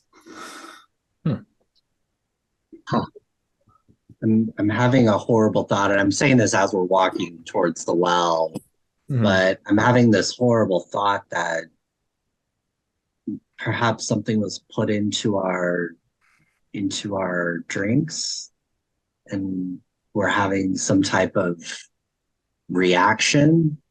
You know, I've done substances of this sort in my travels, but this is quite different entirely. You should know then that it was relatively, somewhat common for when they did things like this operation they're doing, that they might partake in these substances. Yeah. It's possible. Yes, perhaps they forgot to warn us to participate. Yes. I'm worried about. So by this point, you've come around the side of the house, the kitchen side of the house, and you've come up to the pit that you saw earlier in the ground. You have to go past it then to go to the well in the back. So I said the pit's about 6 feet across. You don't really know how deep it is because it's filled with ashes and other. It doesn't look like, paper that's been burned. It looks, maybe there's some paper in there, but it's oddly inconsistent. It could only be a foot deep, but it's filled with ashes mounded up in the middle. What you want? No, as you noticed this earlier, you suppose maybe someone just dumped out some ashes from the kitchen or something? Seems awfully big for that purpose. But it's very strange to be so close to the building. Right. Maybe if I just lightly kick some of the ashes off with my foot. That's it. You'd probably have to climb down in there.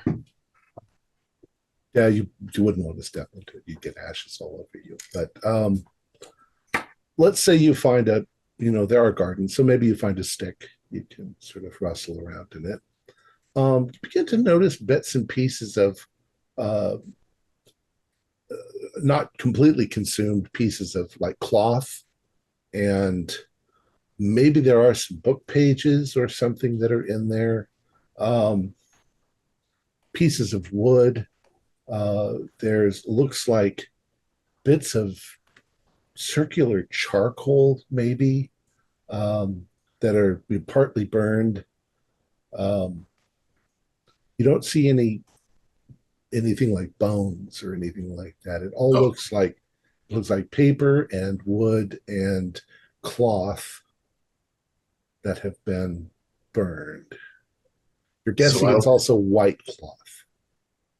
So I real quick go into archaeology mode and squat down and lightly pick out a piece of paper and just see if there's writing or something on it. Okay. Do a archaeology roll.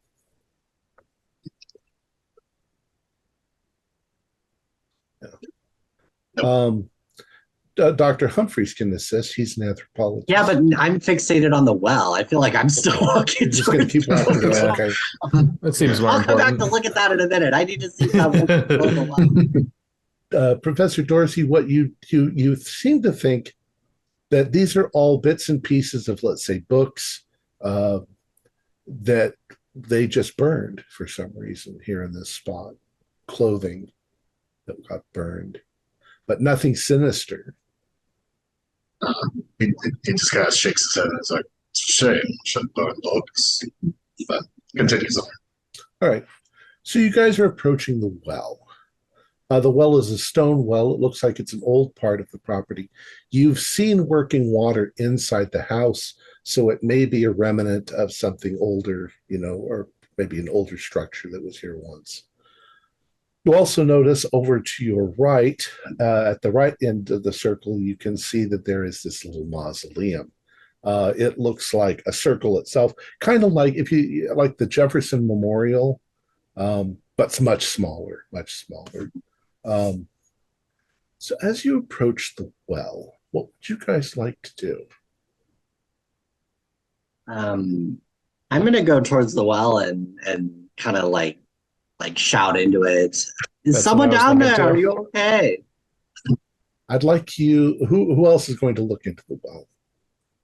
I'll just stay behind. Yeah, but I'll stay behind Humphreys. So I'm not gonna go. Professor Russo and Professor Humphreys do a spot hidden roll. Never realized how many spot hiddens there are in this game. There's a lot of them. Yeah, I got a regular. A regular, yeah. Both get a regular. The second you look down into the well, you can see that it's a fairly deep well, but maybe 4 feet down, clinging to the rocks on the side where you're looking, is that woman with her long razor sharp claws, and she's looking right into your face, and you can see that it looks very much like the wife, except for the giant fangs, and she begins to scramble up towards you. Oh my god! Sanity. She's there. I told you she was there. I passed the sanity roll. Sanity roll. Yeah. So she's fine. Yeah. That's a pass. Well, nothing ever comes out of the well. You guys jump back from it. And as soon as that happens, and you sort of jump back and you expect her to come over the edge of the well, nothing happens. Except there's suddenly a voice behind you that says, "Gentlemen, is everything all right?" And it's Mr. Wayland. He's walked out of the house across the grass and come up behind you. It's that almost gives you as much sanity scare. He says, "Gentlemen, is everything all right?" Oh, Mr. Wayland.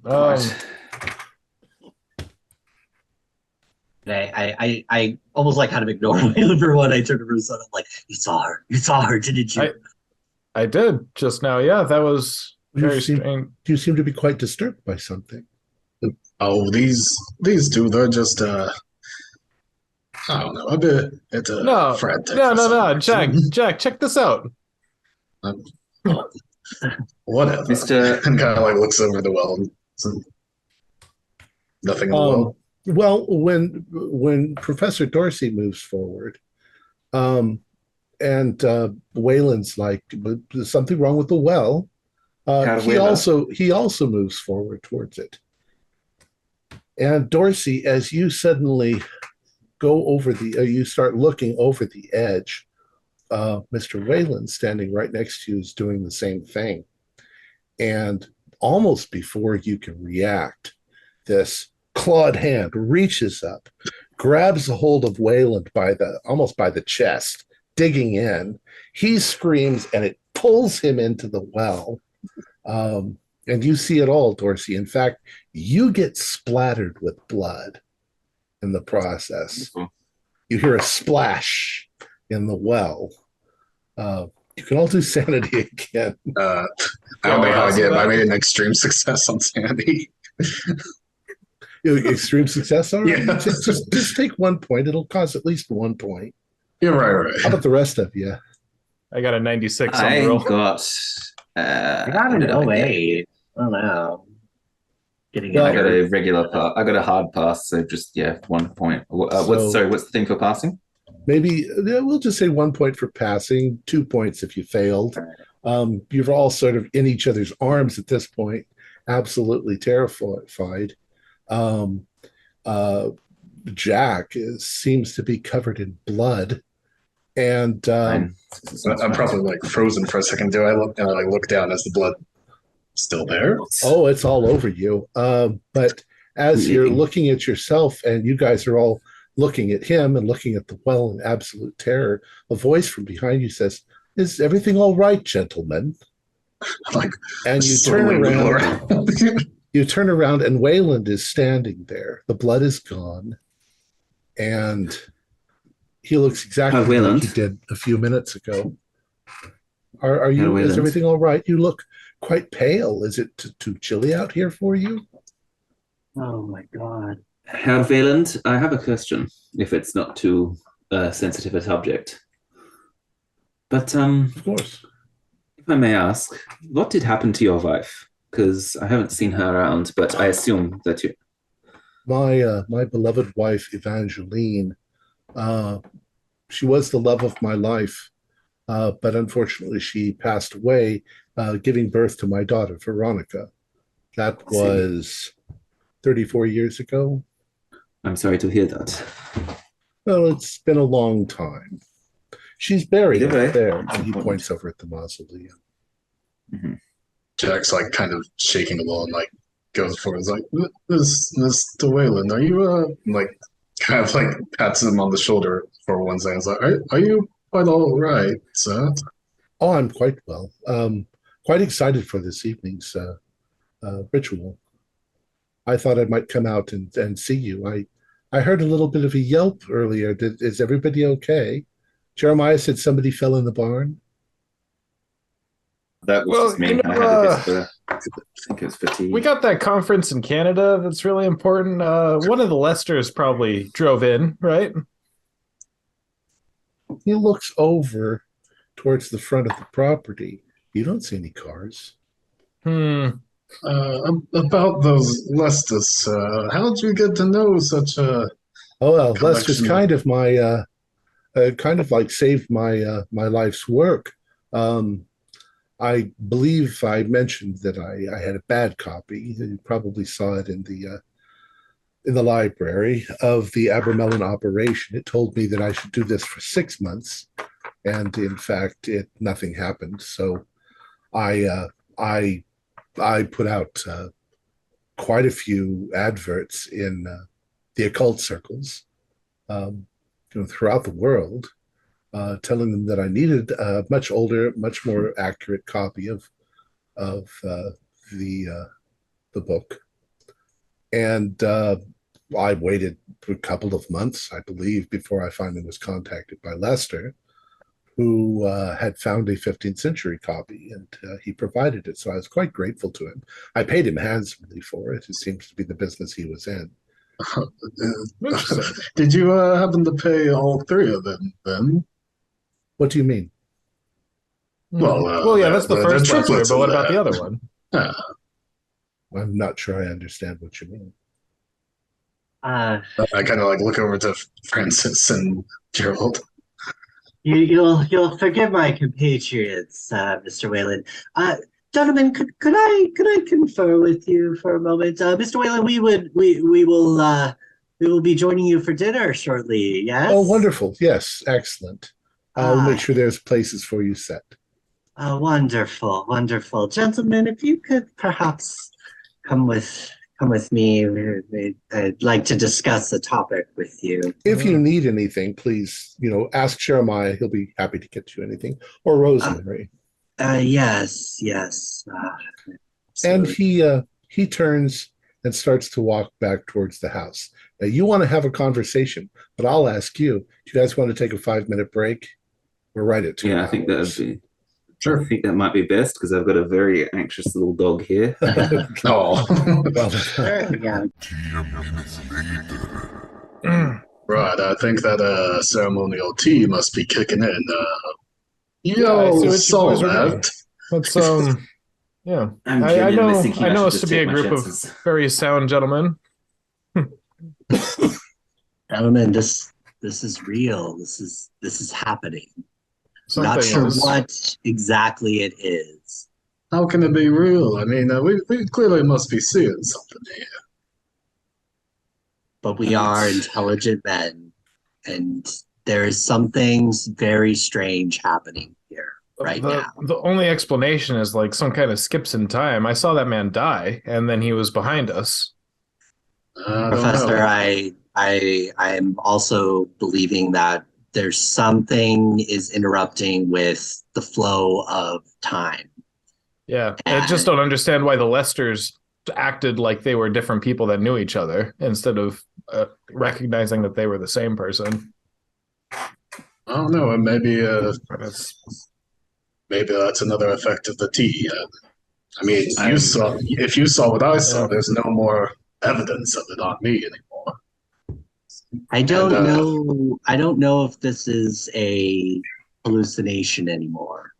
I'm just Well, wondering if it would be just good enough to just leave. I honestly think I would probably rather just walk to Canada. I've said this, Oh, but I You know, want I'm to not- leave for sure. It's Yeah. because I'm I not staying can't for find his dinner. car, but if people are showing up, they have to be parking somewhere.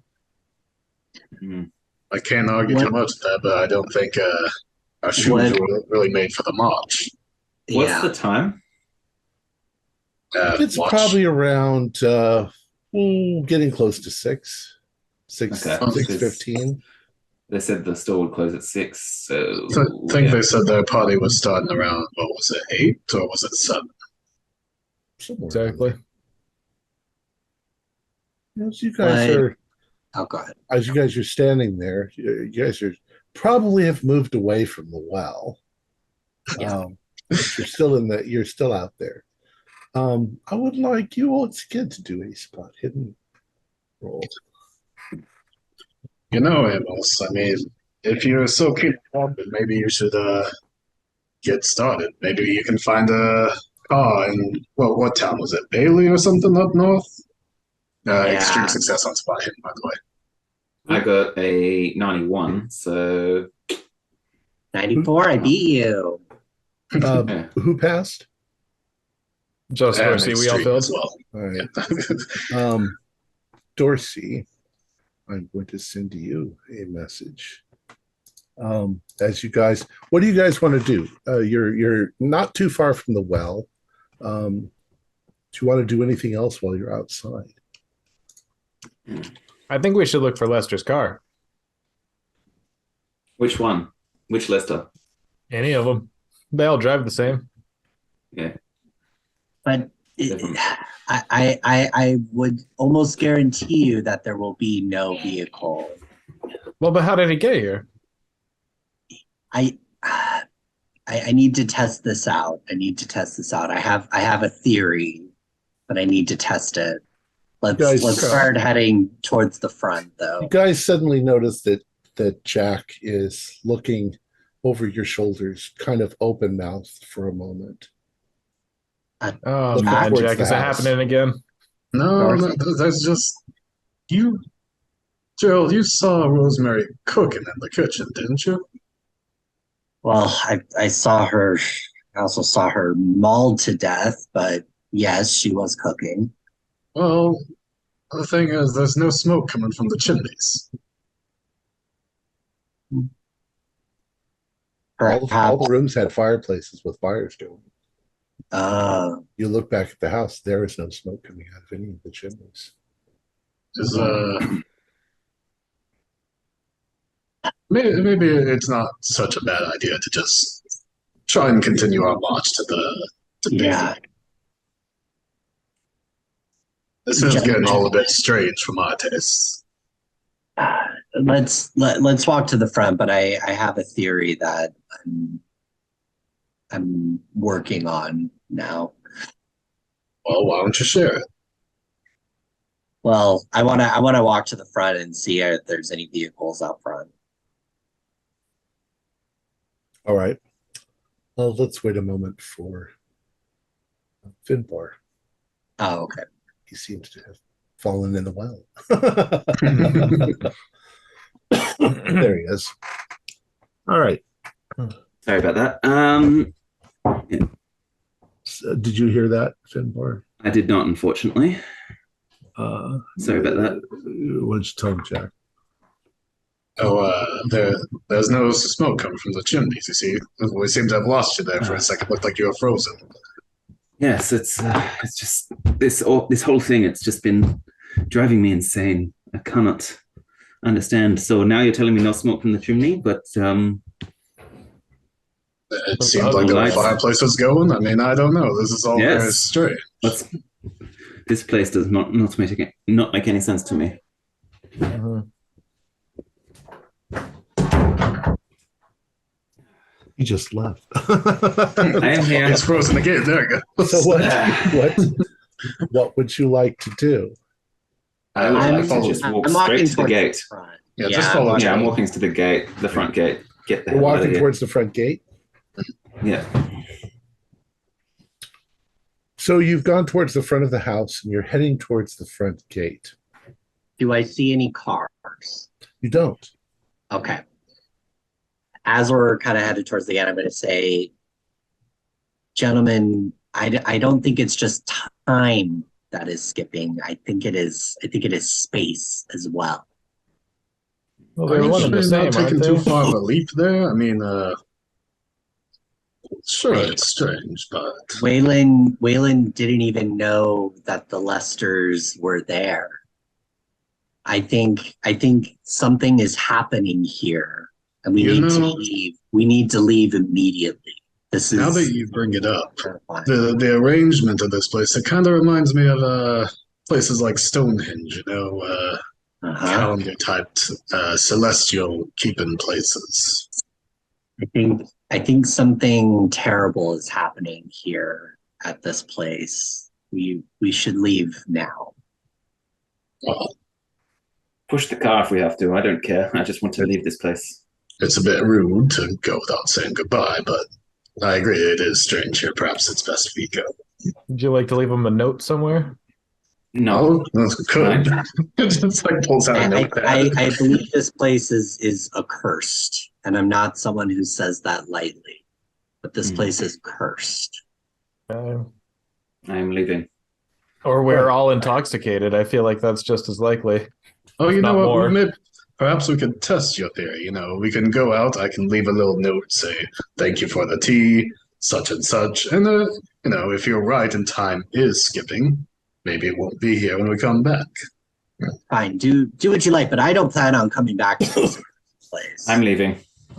We can always look back. So you're walking down the path towards the gate. And as you're walking, you notice that the gravel path that you're on, it gradually seems to be accumulating a layer of frost as you are heading towards the gate.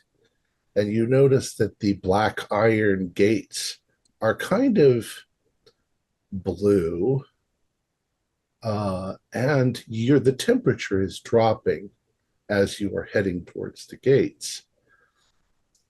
Crystals of ice begin to form on the gates themselves. And by the time you are in front of the gates, the temperature has dropped easily to 30, maybe 25 degrees Fahrenheit. It's freezing cold, far colder than your clothing offers you protection. And there are ice crystals all over the gate.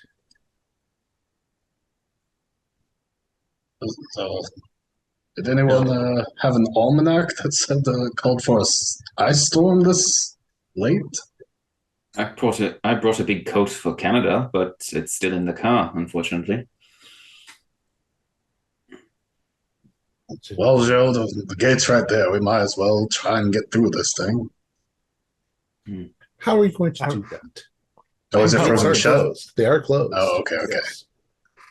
Never mind. Like closed won't open. Okay, the second you reach out and touch them, you realize you've made a terrible mistake because those bars are so cold. It's like a 3rd-degree burns on your hands. It's not quite that bad, but it's like touching dry ice. You can take 1 hit point of damage. Okay. Oh my God. You also begin to hear a growling coming over from the little sort of wooded area near let's say to the left of the gates. And looking over there, you see something hunched over and crawling towards you. It looks like the white-dressed bride. There she is. Oh my god. And she's coming towards you. Okay, I'm gonna run away. Run away from her. Yeah, I'm leaving. I'm going with Humphreys. I'm just running. Which direction are you going to run? Back to the house? Towards the barn? Yeah, back towards the house. Okay. So you run all the way back to the house. Just as you get onto the porch, Jeremiah opens the door and he says, "Oh, gentlemen, are you all right? Where are you running? I'm not sure. You look Honestly, like you're I didn't quite know. cold. Why don't you come inside?" The temperature has changed back to normal. Yeah, pretty much. You're still a little chilled, but you can feel the warmth coming from inside the house. But there's no more like frost on the. No, that's Where, over yeah. towards the gate, though. Yeah. And if you look back at the gate, you can see, we'll call her Evangeline, since that's who you think it is, sort of patrolling back and forth near the gate.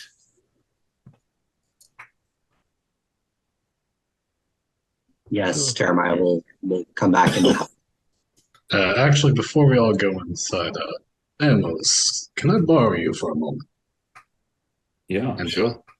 Just Yeah, take him of back course. over to where we saw that ash pile and Mhm. try and more delicately sift through it. And you kind of say, with everything happening, it seems like they burned a book here. Maybe it's what's recovering, what's left. Mhm. And I guess, should I make another archaeology roll or just kind of sift through You it? can do a history roll. Okay.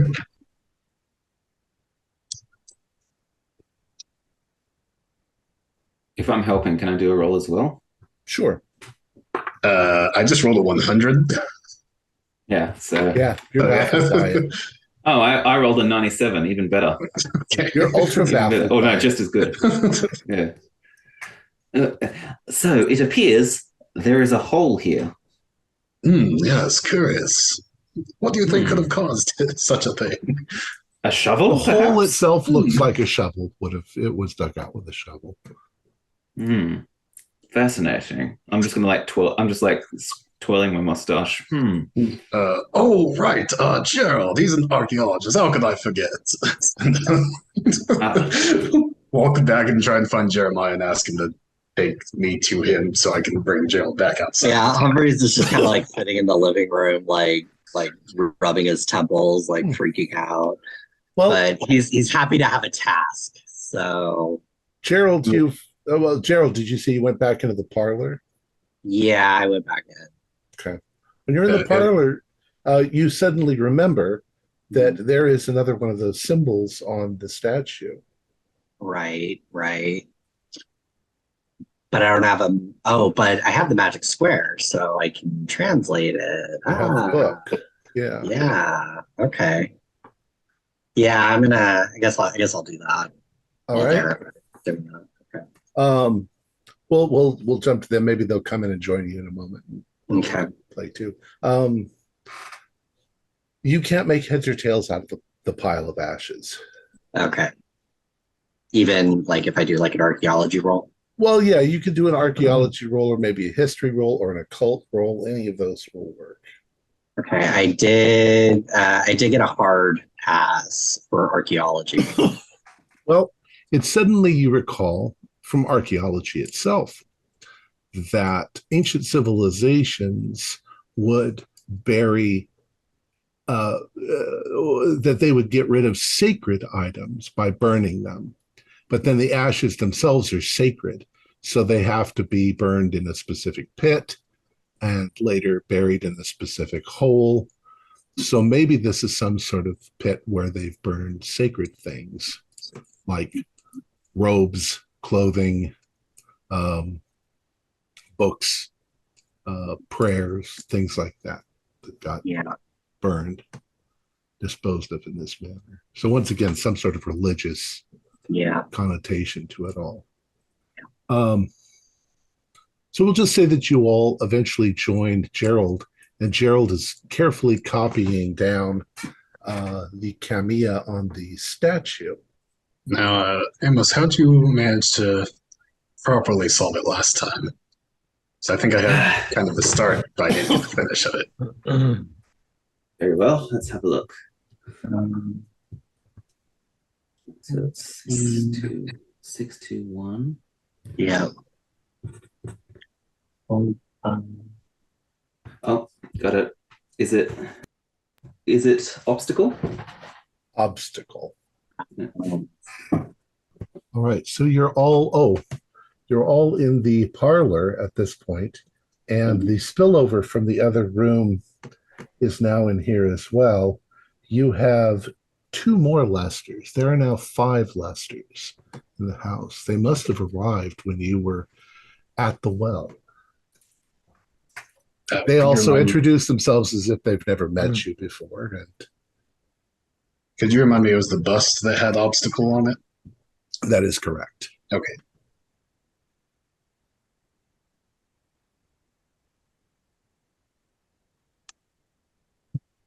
So Gerald, Francis, would you mind pardon our guests, just come outside with Amos and I? Certainly. Yeah. So on the way out, just hello, Lester. Good to see you, Lester. Hi, Lester. Pleasure to meet you. I'm not Lester. He's Lester. I'm Lester. Yes, they seem to be very much enjoying one another's company. And I take them over to the ash pile again, and they're like, Gerald, this seems to be a bit of a puzzle that you'd be best suited to solve. Yeah. I thought we already did that. Okay. Oh, sorry, I wasn't sure. My bad. Oh, no, it's okay. Yeah. So I'll just share. Yeah, this may be, just given all of the circumstances around us, this may be some type of ritual, some type of maybe cleansing ritual to sanctify an area after some type of magical conjuring of some sort. This is a midden or a sacred midden of some kind. So what you're saying is we should not mess with it. No, this may be useful. I'm as someone who doesn't believe in this stuff, I'm starting to believe in this stuff, and it's kind of hurting my brain a little bit. Well, you're describing like a burial site. Why would that be right outside the kitchen instead of near the mausoleum? It seems like they buried a book, not a person. Well, it may be a burial. Same rites. It may also just be some type. It may be part of a ritual to almost sacrificially burn aspects of the utensils that they used in the ritual. Well, so it may not be a burial. We saw the German translation in the library, didn't we? We never saw the Latin translation, did we? No. French.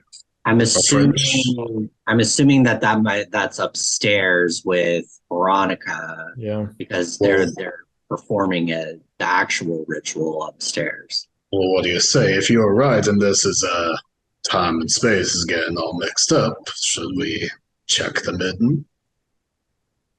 Yeah, well, because the only mistranslation was the timetable is what they kept saying. So even the German one, we could read the first few steps or something to I was considering that anyways, to kind of get a sneak peek at what we're in for. Well, I suppose my point was if it is, as you say, and this is a sacrament, things have been done to keep this sacred, it may be best to confirm, have they burned or buried the book, the Latin translation here for some reason? Perhaps, but I mean, look at it. It seems like it's fairly, everything has been destroyed. I'm not sure if we could determine from here. Well, Tom, you did say there were like little pages or like scraps of pages left, didn't you? Parts of a book that has been burned, or multiple books. You also have a pretty good view from here of the mausoleum, which is around behind the house, all about the same distance from the house as the well was, as the barn was. Do you, if this is space and time, perhaps we should go and grab that book, and then perhaps it has something to do with us going around the house, relating to time or something. Yeah, there may be. Yeah, I see where you're going with this. The orientation of the book, or the sun and the stars, or something. Mm-hmm. Yeah, I think we should perhaps go investigate the mausoleum as well. I'd like to go inside though and grab some type of weapon to defend myself. So go to the kitchen and grab a knife or something. I'll go with you. Did I happen to see at all like a hunting rifle or anything around the house? You didn't see any kind of guns like that, but there were some knives and things in the kitchen. There were also some tools and stuff in the barn. Shovel, a pick, things you'd use for gardening. Okay, to the barn. Yeah, but the barn seems a better choice for weaponry if that's what you're looking for. Well, gentlemen, I kind of want to hesitate to arm ourselves. We're all very confused and paranoid right now. I don't know if that woman. What are we defending ourselves against? Time? The woman who has murdered people in front of us. Oh, you saw that thing was patrolling the gate, did you not? There haven't been any bodies afterwards. I just don't want us to start stabbing each other because we're losing our minds. Well, I mean, do any of us look like that guard of the gate out there? I mean, I think we'll be all right. Okay, I'm gonna go inside and I'm gonna grab the German translation and I'm gonna sneak get into a knife if it makes you feel safer. Just be careful with that thing. All right. I will do that first. You go into the parlor where the you go into the library. Where the German version is. It's still just lying on the table where you kind of left it. You have to work your way through the Lesters that are there. You think there's 6 now. It's hard to keep track of them because they're around every corner. You grab the. You're going to head down the hallway towards the kitchen, and as you step into the kitchen, Jeremiah is coming up from the basement. Rosemary is in there chopping more vegetables, and the soup is boiling on the stove. What are you going to do? Is anyone with me? I like to think only the 2 of them you. are in the kitchen. Yeah. Okay. I'm just gonna kind of like nudge Russo and just say like, "Hey, could you distract her for a moment?" Oh, sir, is there anything I can do to help you? They both seem to be standing near each other. I guess suddenly conversing with Dr. Russo. Okay, and then I'm just gonna. I have my satchel with me with the book, and I'm just gonna stick a butcher knife in the satchel. Okay. There's a rather good sized butcher knife near the stove that's cooking. Do a spot hidden for me. Okay. No. Okay. Do a powerful. Nope. So you reach out and you grab the knife. The only sort of thing that you notice when you grab the knife, oddly, is that it's sitting near the stove. It's kind of cold. It's oddly cold, but not bad cold. Just colder than it should be. It should be at room temperature, but it's not. Yeah. And you quickly slip it into your bag. Professor Russo, is there anything that you'd like? And as he says that, he's very carefully closing the door to the basement. Anything that we can do for you?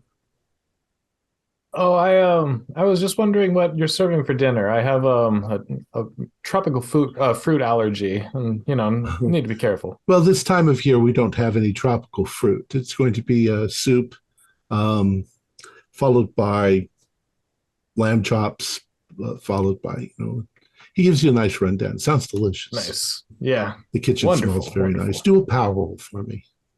All right. Ooh, pretty bad. No, I failed. Okay. Oh, you guys keep failing your rolls. Mm-hmm. I've rolled terribly. We're trying to get it out of the way. All right. I guess, do I see them do anything weird, or are they just like behaving like normally at that point? Are you in the kitchen? Sorry. Okay. I just haven't done anything. You can do a power roll as well. How about Great. you, Dr. Dyer? Where are you? I passed my power. Professor Amos. Finn. You're muted. I was trying to unmute myself there. I had pushed talk down on the wrong key. My apologies. I was going to the barn. So Okay, you're heading towards the barn. Okay, that's cool. And Dorsey, you passed. You Yes. passed the power roll.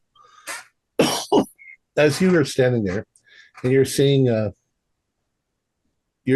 Rosemary and Jeremiah talking to Professor Russo, and you're seeing Gerald standing there, secreting a knife into his bag. Huh? Something smells odd.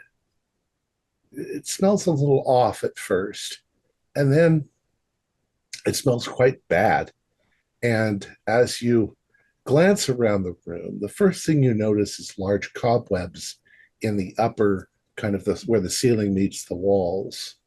And then you look over at the pot that a moment ago was boiling on the stove, and there's no flame underneath it, and it seems from your angle to be empty and not active at all. And then what startles you most is when you notice a large rat run across the floor, kind of towards where Rosemary is, and right past her. She doesn't notice it, and neither do Russo and Humphreys. And a moment later, as you sort of take a step back, it's all back to normal again. I guess I might You could do a sanity roll. You'll lose 1 point of sanity. Lose point for pass, right? Did not pass. Okay, so yeah, just take 1 point of sanity damage. Okay. And you sort of step back as this happens. Gerald and Francis, you may or may not notice him jump back, but you got your knife. Yeah. All right, we'll see y'all for dinner in a bit. Smells delicious. I'm gonna kind of let's get the hell out of here. All right. Like it. So the three of you get out once again out the front yard. Jack seems to be a little shaky. Jack, what happened? I mean, did you smell that? There was a rat that ran right by both of you, but you didn't even notice it. Like I said, there was no smoke in the chimneys. I guess that explains it, because I saw the burner wasn't even on for that pot. It was empty. What are you talking about? It was boiling. It was boiling like some stew. Well, look, strange things that happen. Perhaps are you starting to believe me now? Are you starting to believe me now, Dorothy? There's something is off about this. Yes, but clearly things aren't the same for all of us. No. Professor Dyer, you enter the barn. What would you like to get from the barn? There are things. What you'd expect. Start let's go with a pitchfork, maybe. Okay, yeah, there's a pitchfork. Nothing. And a torch, so I can go witchcraft.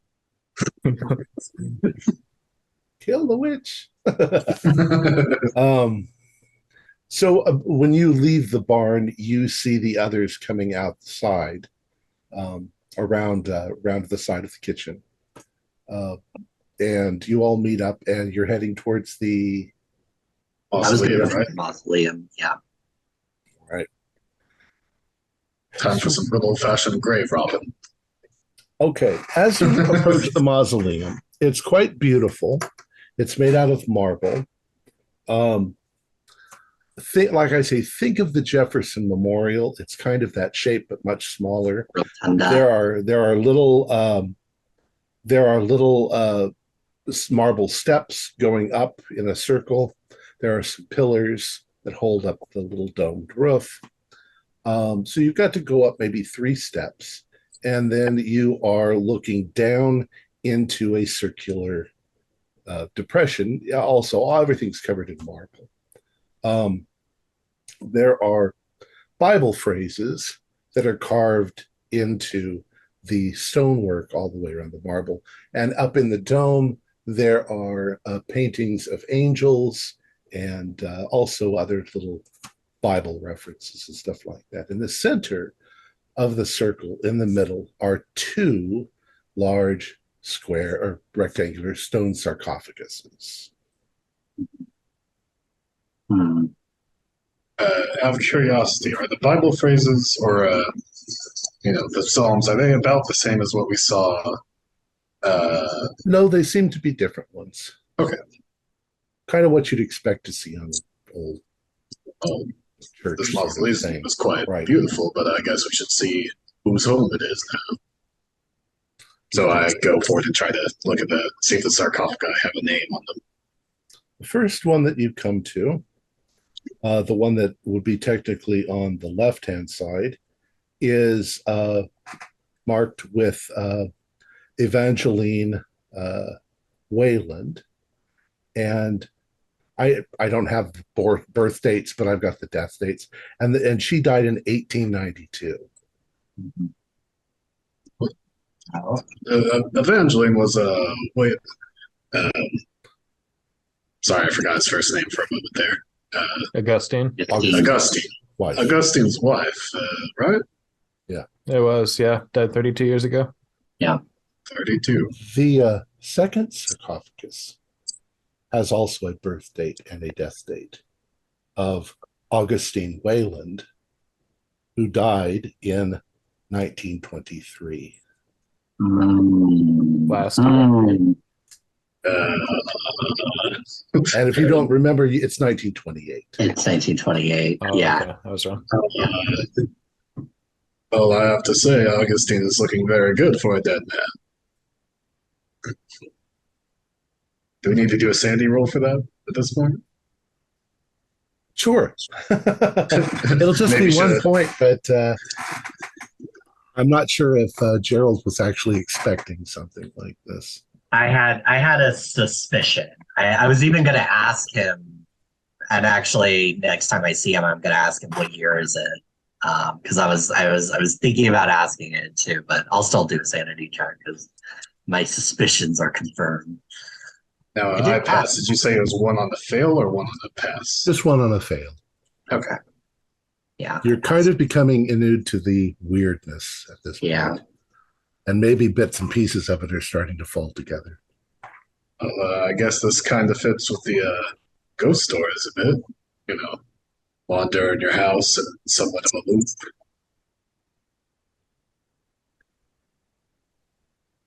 Any ideas? I think Mr. Wayland initiated some kind of ritual that has now kept this place in some sort of stasis for the past several years. Well, we've met everyone. I suppose we've met everyone but Veronica. Exactly. Yes. That's Perhaps where my she's, suspicion lays. Still alive, maybe? Or We need to go Well- upstairs. Yeah, we need to go upstairs, and also they keep going into that cellar underneath the kitchen. But yeah, as far as we know, Veronica's upstairs, right? Yeah. I think we're going to find what we need upstairs. one way or another. It's not good, but let's do it anyway. So what do you want to do? Where are you going to go? I'm a bit curious. I can add something now because you're over here. The way the house is constructed, you can see the main house. You've seen mostly the main house. You know where the kitchen is. You know where the kitchen door is. There was another door leading to a storeroom, or at least what you thought might have been a storeroom. You can now tell that there is a second house, much smaller, probably a servant's house, that was built behind Wayland's mansion, but eventually they were merged. So you can sort of see the cottage and then what you thought was a storeroom, and then there's the kitchen. So that would have led into the storeroom, into their house in the back. I'm curious now, and hear me out. Up here, I suppose we're being nice by interacting with these ghosts. But what if we just go in as if they aren't there, see no evil, speak no evil type of deal? I wonder what would happen. Would they still interact with us, or would it be as if we were walking through an empty house? Care to test that theory? Yes, I think Worth that's the a only try. option we have. One of the best ideas I've heard so far tonight. Well, even if we offend them, we get our do-overs, it seems. So we might as well. All right. So you're heading back towards the house? Mm-hmm. We're just going to ignore everyone and go up the stairs. You can all do power rolls. Okay. This is an empty house. I'll do what, Tom? 98. Power rolls. Fumble, yes. 98. Yes. No, failed. You all failed? I passed. Okay. Let me just double check. You think that out of the corner of your eyes as you're walking towards the house, the gardens are not so well kept. The hedges haven't been trimmed in a while, and places where they haven't been watered, they're going brown. You see it only as a glimpse for a moment out of the corner of your eye, but it feels like you're not seeing what's real. Was that me or the people who failed? That's just you. That's you Okay. fast. So you head back towards the house, and just as you get to the house, there's quite a lot of noise coming inside, laughing and talking, and it's all Lester. Really? There might be 10 of them in there now. Maybe less than maybe 8.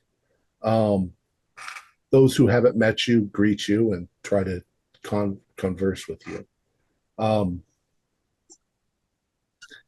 just as you get inside the door, Jeremiah comes up to you and he says, "Oh, excellent. You've come inside. We're about to serve dinner." Who's in front of us?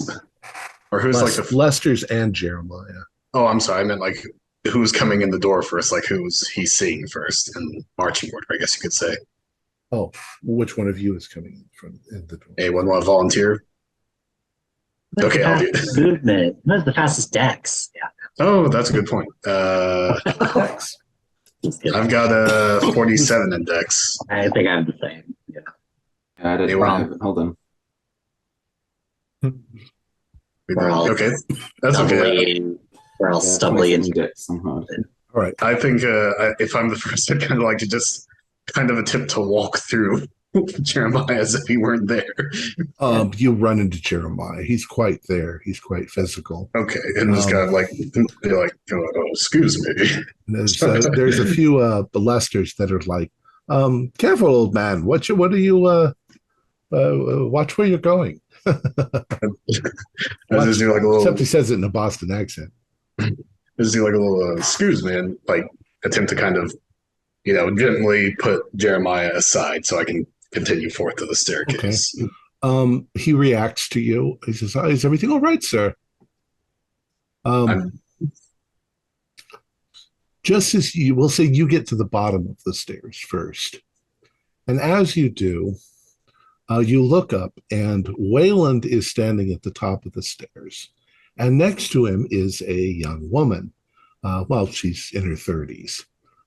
She has blonde hair. She's dressed in a kind of a robe. It's white. It has gold trim. But it looks to you like maybe her hair is messy. And you realize that she has ashes in her hair. And Wayland's like, presenting my daughter, Veronica. And all of the Lesters and everybody sort of start crowding around the bottom of the stairs. So you're kind of caught in that. I guess I look up to the Waylands and then back to the other professors and like. By then they've caught up to you. So yeah, I kind of like nod towards the top of the stairs and like, what do y'all want to do? Let's just wait. Let's watch her come down. She's coming down now. So, is Dyer still holding a pitchfork? No, I'm sure he set that down outside. I've left it by the door. Okay. Let me give you a look at Veronica. She looks a bit emaciated. She looks like she's rather pale, like she hasn't been out in the sunlight for very long. As I say, her hair is a little messy and she has ashes in them. So there's ashes on her shoulders. But she walks rather elegantly next to her father as she comes down the stairs.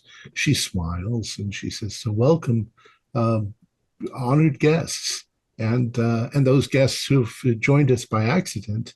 You're all welcome.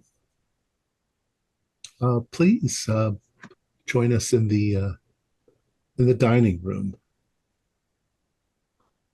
I kind of make way for her I try to stand closer to the base of the stairs if I can. Okay. So she comes down. All the Lesters begin to move. It's kind of a flowing sea of Lesters heading into the dining room. What are you all going to do? I'm going to just like quietly suggest to like my compatriots that we might sort of try that pretend we weren't here thing, but with ourselves. So act like there were only 3 of us this whole time. And while if someone else someone else maybe want to investigate upstairs. And if anyone questions, we can say that there were only 3 of us this whole time. And we don't know this other man. So it's risky.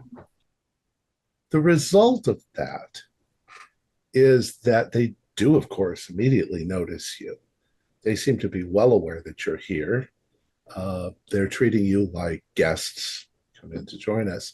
And when you put a foot on the stairs, Wayland or Veronica will say, "Oh, please, you can't go upstairs. There's a restroom down here if you need it." My apologies. That's all been sectioned off for the Abramelin. You'd be setting us back 6 months if. Who's speaking?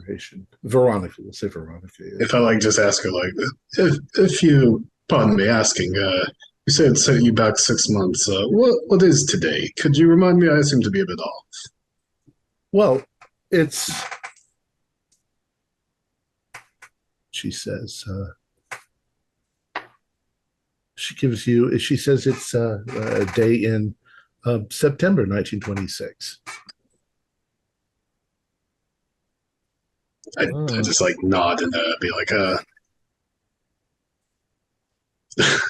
well, if the others kind of look like they're trying to just go with the flow, I might as well not get any more attention on myself and like step back down. Of course, of course, Dorsey. How could you forget it? It's my apologies. Please long join car us ride in the dining room. Oh, the absent-minded professor. Of course, the dinner smelled lovely. It sounded lovely. Why don't we go enjoy them? So you file into the dining room. I'd like you all to do a spot hidden.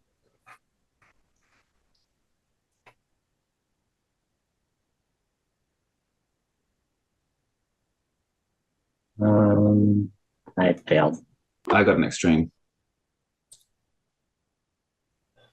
Dr. Dyer, you almost immediately recognize something, or at least notice something. It is on the mantle over the fireplace, which is blazing, at the end of the room. There is a statue, small, about like that, of a blue-gray sort of metal. It looks like a bull, an ox. And you can see quite clearly there is another Camilla on the... Oh, such fun. But at the moment, you don't have time to solve it because you are in the room. A conversation begins to break out between... All of the seats are filled, by the way. All of the Lesters are filling the empty seats that were empty. Did you guys want to talk, ask Veronica questions, or? Just out of curiosity, above game. And did anyone else pass that occult roll when we were rolling to see if we knew about the Unraveling operation? I failed it. I remember I failed it. You all failed. No, I succeeded. Oh, you So- succeeded. I guess if we are sitting down at the table, I'd sit there and just ask Veronica, like, about the details. This commencement of yours, would you mind telling me some of the details of what you'll be doing after it? I understand there's a extent of prayers and meditation for 18 months or something? Yes, the Abramelin operation. It's a long, drawn-out, rigorous ritual. We have prepared the upstairs according to Abramelin's specifications. I have two rooms. One room is the temple, and the other one is where I will rest and or sleep. They will be sealed completely shut with beeswax. The temple has sand on the floor and an altar and an oil lamp that I will light to say my prayers.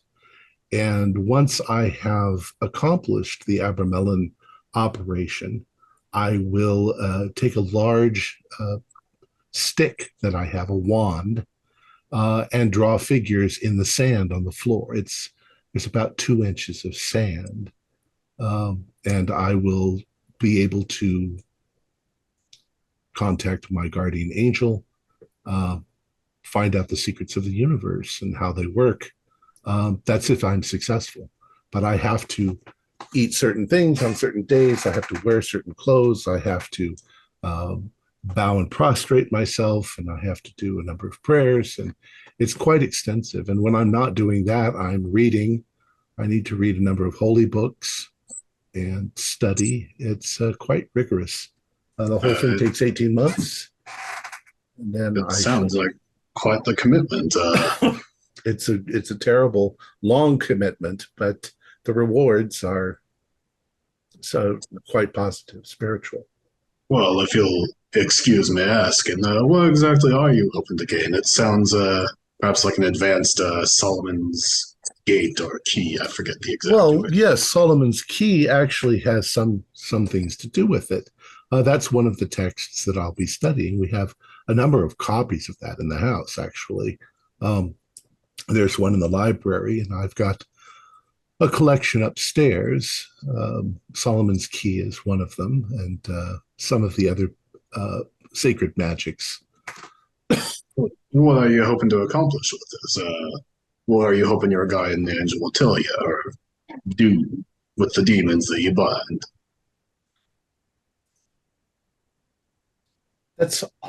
I will become a kind of guardian of the sacred. I will have the ability to help people to accomplish what most people would call miracles. I'm not sure. It's wherever God will take me. That's a very noble. Part of it is being able to ultimately look upon the face of God. It's a very noble and monumental undertaking that you do. Very few people have accomplished it. And your father, are you perhaps taking his notes from what he did? I understand he made an attempt before you. Yes, but it was incorrect. She looks at you strangely for a moment. She says, yes, he attempted it before me. Can I make a psychology check? Yeah, sure.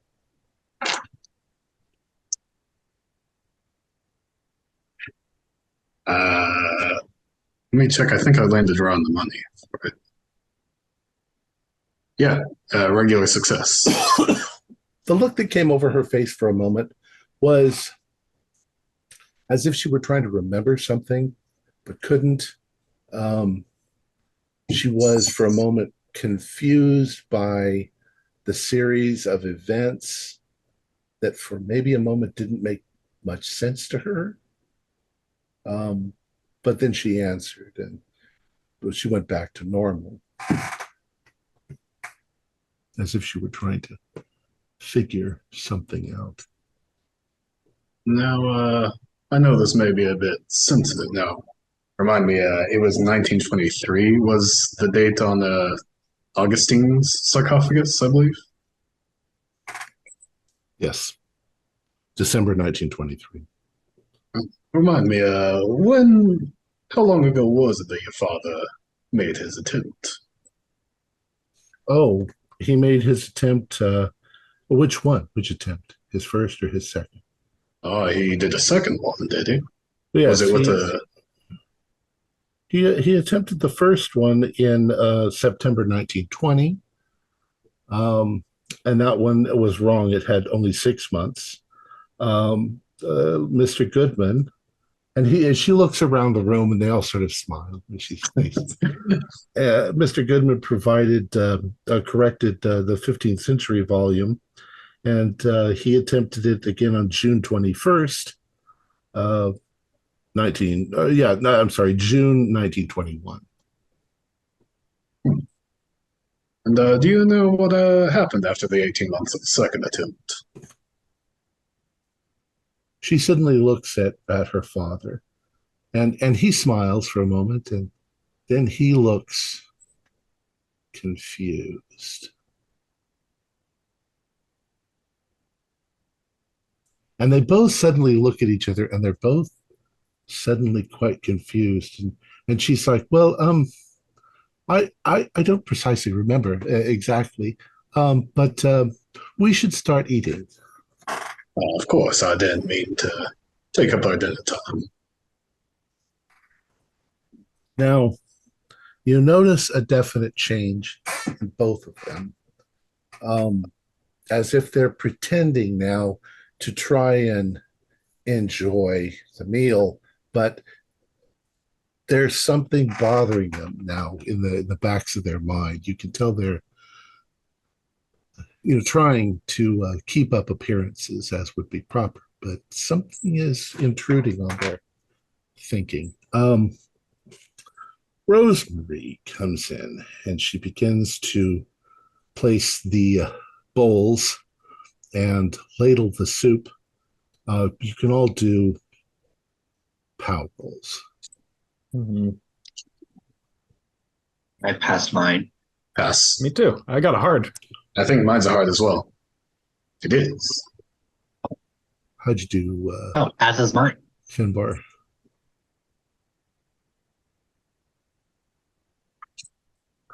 With technical difficulties once again, I got a regular success. You all succeeded. You all, in that moment, sort of look down at your bowls, and you all realize that there is dust all over the table, that in your bowls are bits of dried, rotting soup that seem to have been there. There's no liquid there. They've been there for 2-3 years. You look around the room, there's dust everywhere. And suddenly, all of the candles in the room go out. The electric lights go out. The fire in the fireplace is gone. The temperature suddenly drops, maybe 30 degrees, like more into winter conditions. And there is nobody sitting around the table with you. Oh my god. I dare say we are back to reality somewhat. Maybe. Could we go check upstairs?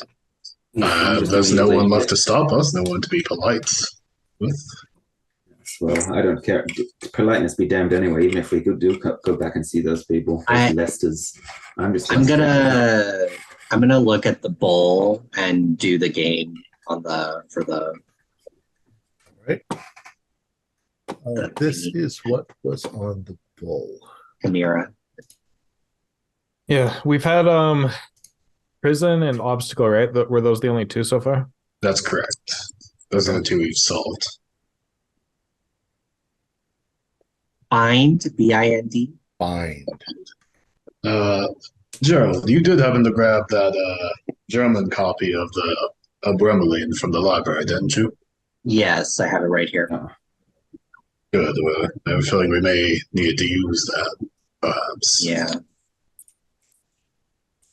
Well, does anyone want to join me upstairs? Absolutely. I do not care anymore. But first, I'm actually going to step outside and grab the pitchfork and then come back up if I can. Well, before that happens, when you step out of the dining room back into the hall near the stairs, you look up, and Veronica and Wayland are standing once again at the top of the stairs, looking at each other, looking around the room in sort of, I guess, horror, and Wayland looks down and he sees you and he says, I don't understand. What's happened? Augustine, sir.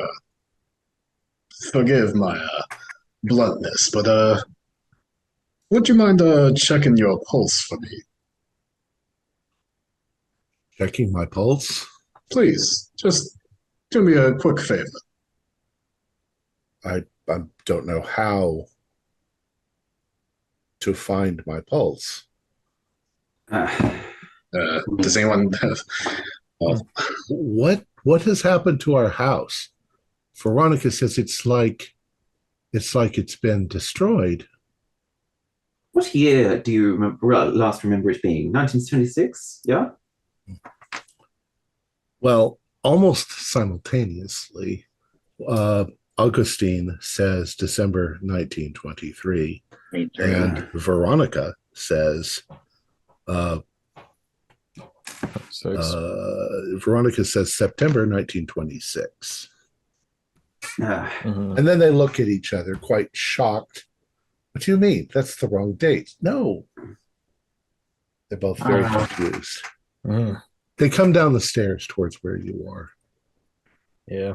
Well, all right. I have an idea. Me too. I think we might have the same idea.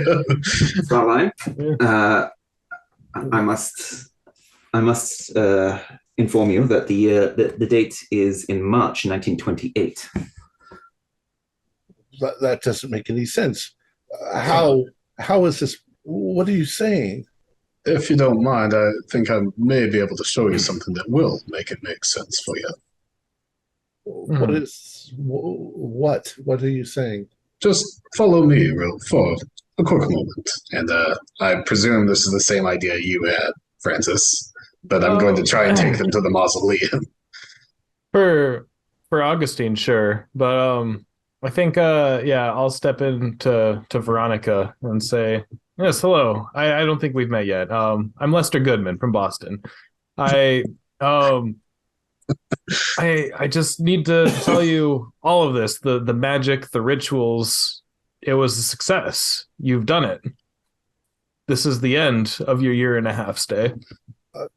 she's like, you're not Lester. I don't understand. This is crazy. Oh, it's a huge coincidence. Sorry.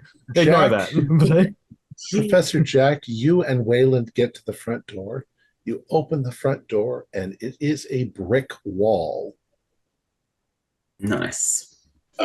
Well, clearly this. And he looks just as surprised as you do. I got there as well. Clearly this isn't supposed to be here. Are any of the windows still glass, or They all seem to be glass. like if I go over to one and try to open it, is it also bricked up, or? When you try to open it, it is as if the outside were reflected in the glass, but when you open it, it's just brick outside. Well, this is very strange, but Augustine, Mr. Wayland, you say there's no easy way to say this, but it is 1928, and you, sir, have been dead for about 5 years. I'm very sorry to break the news to you. Of shattering sanity, horror sort of comes over his face, and he's like, it's insane, but there are little things. It feels like you're telling me the truth. It feels like I've perhaps known all along. By the way, the servants aren't there either. They actually they are there. They come out of the kitchen area at some point, and they're extremely confused as well. I kind of I'm just over with Augustine, like a hand on his shoulder, be like, I'm sorry, but there's something. If what you're saying is true, I'm telling you what I know to be the truth. At least. Why are we here? I don't believe in ghosts. People die, they go to heaven or they go to hell. Well, the Catholics do believe in purgatory. There's a limbo of sorts, perhaps. That is your state. But Mr. Wayland, I believe you and your daughter have initiated something with this ritual that we need to finish so that you can find that peace and that rest. Indeed. You suddenly hear the screeching, growling sound coming from somewhere in the house, and something being smashed. And they both turn and look in that direction with fear in their eyes. What is it? What is here? I believe that is your wife and your mother, Evangeline. My wife died in 1892. My daughter's never even met her. Just a picture on the wall. She appears to be in the same situation as you are. Yeah, well, you died too, sir, with all due respect. But yes, Veronica, I think maybe Veronica is still alive. Your goal was to perform magic, to be able to do miracles. And what else is any of this besides that? You did something to this place. We all came from the outside of it on the day after the ritual would have ended, as far as we know. So we've stepped back in time somehow to this situation, but Veronica started it. She might still be in control somehow. Rest assured, we are here to help you here. But I'm here, she says. If something went wrong, something must have gone terribly wrong. Part of the ritual is binding demons. Yes. And but you some sort of demonic energy here.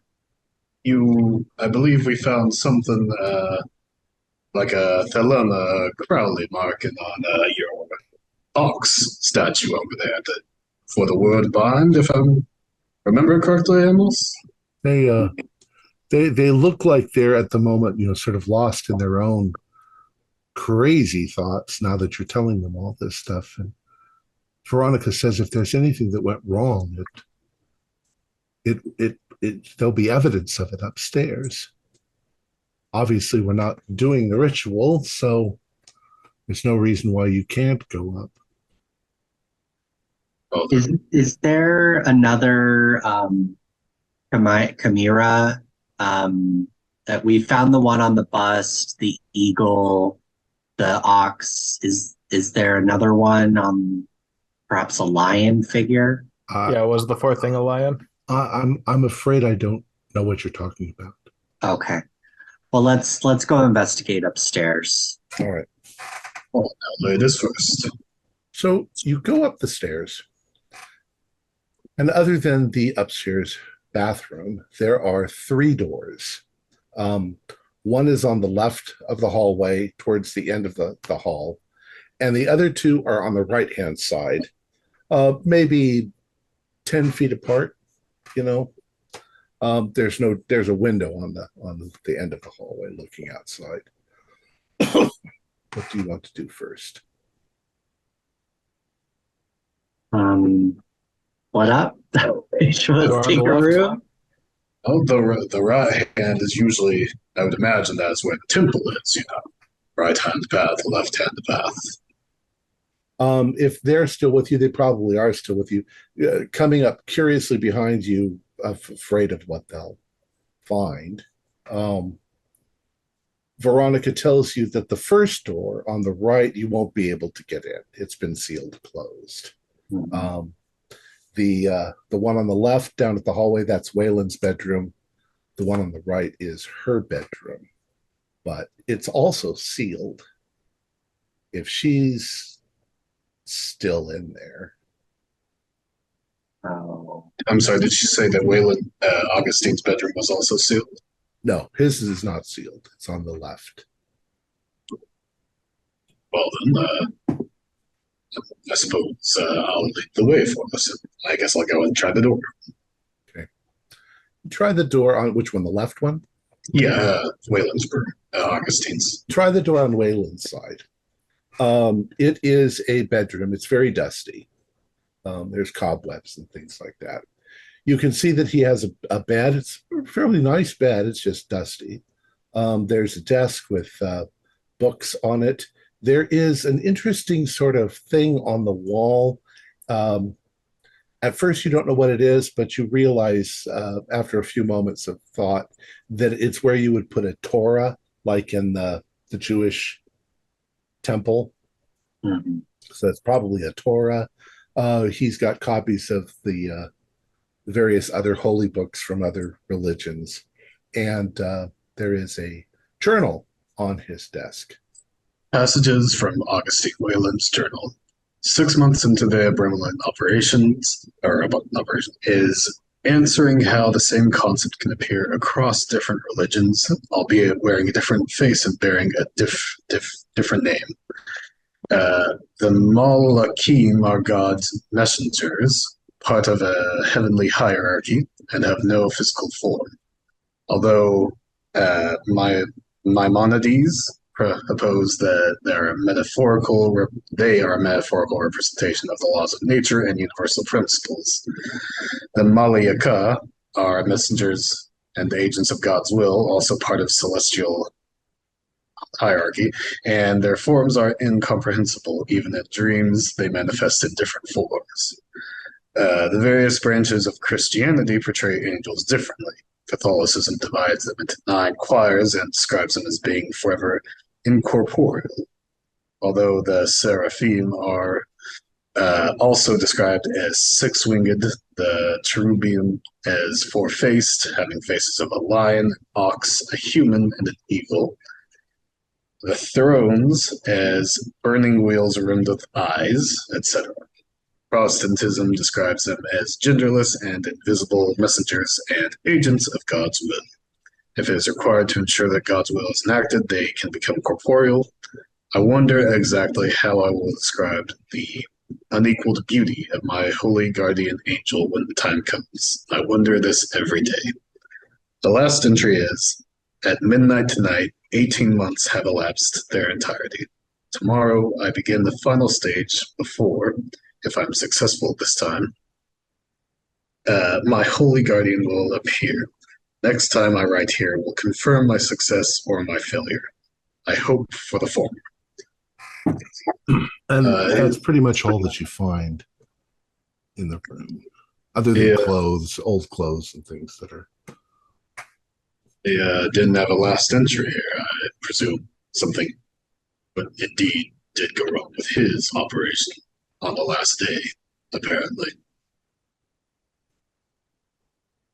So what's fascinating to me is that I don't believe that the daughter would have done this ritual if not for her father convincing her. So if he died at the end of him doing it, then the demon that he bound is taking his form, or some trickery of that sort must be going on, because I don't think she would have done it otherwise. You know, I would imagine that the demon is actually the Lestus. As I mentioned, there is the ox, the lion, and the human, like the, everything but the lion that we found among the house. Right. Or the demon is Evangeline. It might be. Yeah.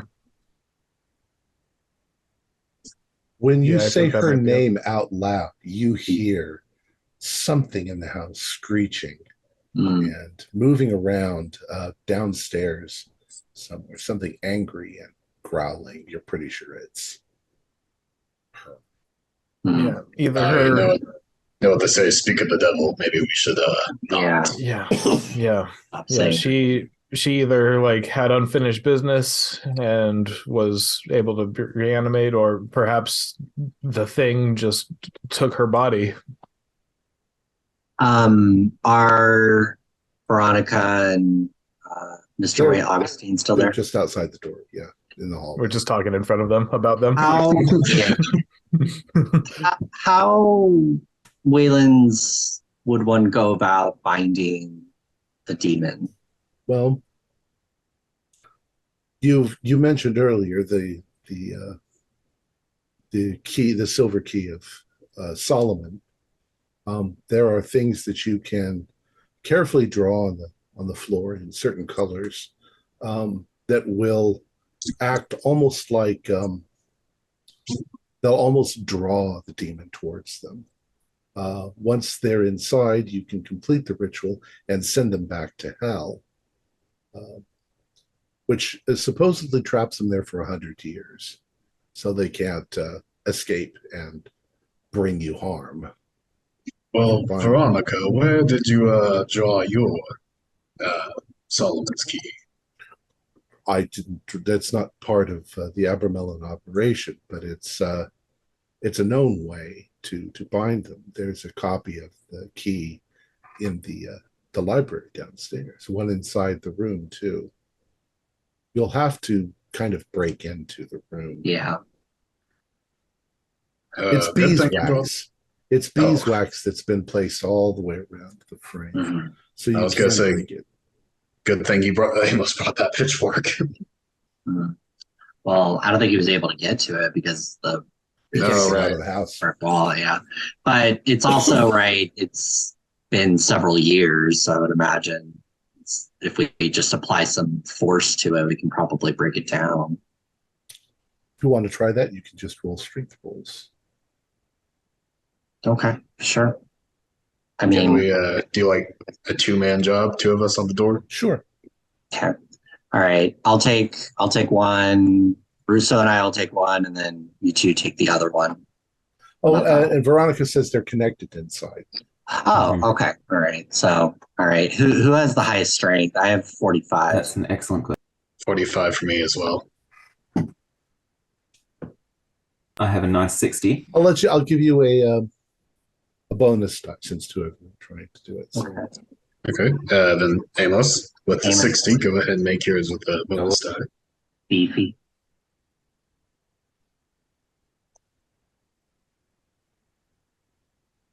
You can roll twice and take the better.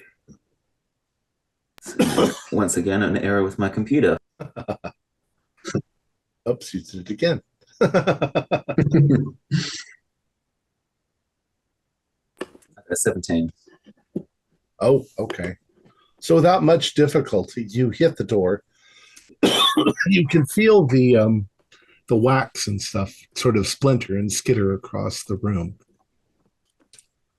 You step through the door. There is the faint smell of decay, if you will. This obviously is the bedroom. There is a bed with white linen on it. There is a wardrobe on the wall that has a number of white linen robes. There's a wash basin. There is a desk with a collection of books sitting there, similar to what you found in the other room. There's a Torah in scrolls on the wall. This obviously is where she lived and studied and did things. You can see that there is an archway that leads into the other sealed room. And there's something odd. There's a piece of wood that's going across the floor between the bottom of the archway. And there's something on the floor in there. It's white. And somebody had mentioned sand. So you think that it's sand, and that's meant to keep the sand in the temple. Yeah. It seems to be decorated with paintings on the walls. They're kind of primitive. They're not, like masterpieces. They're just illustrations. You can see that there is an altar in the center. There is a large lamp hanging over the altar, and there may be other things. It's kind of dark. Yes, it's all. There's no windows in that part of the room where they've been sealed up. I've still got some matches in my on my person. Could I light one just to? Well, yeah, we'll take care of this room first. Oh, okay. Because you also notice that there is a journal, very similar in binding to Wayland's journal, sitting on Veronica's desk. All right. I'll read this one. Passages from Veronica Wayland's journal before beginning the Abramelin operation. I've said before I do not believe it was a heart attack. My father was murdered. I'm certain of this, but I need proof.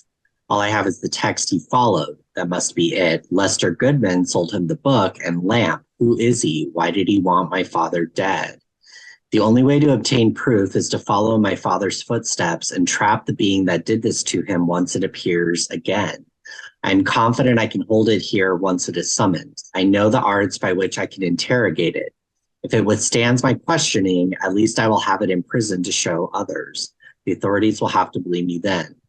I will draw upon the power of Saturn to construct a ward that will hold the spirit. Sigils created from its kamea will mark the 4 cardinal directions and turn the house into a prison it cannot escape.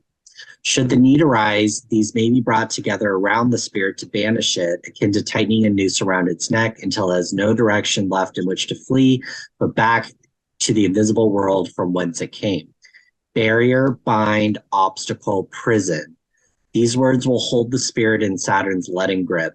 May the faces of the angels that guard the gates of the Garden of Eden guard this house and prevent any evil from leaving. The last entry, midnight, 18 months have come to an end. If I fail tomorrow and I follow in all my father's footsteps, ultimately to my own grave, I hope that someone might one day read this and succeed in bringing the guilty to justice. May the fruit of any victory the spirit may attain prove to be a Saturnine Chalice indeed. Well, I suppose we know the kamea for, I suppose it's a lamp that we should be looking for? Yeah. Do we know the directions, like if we orient ourselves, like did one of us bring a compass? Can we get an idea of which direction we found each one and then determine which way we should look for the lamp, I suppose? Just thinking about it, you can think that the statue was on one end, Right. the lectern was here, the ox was here.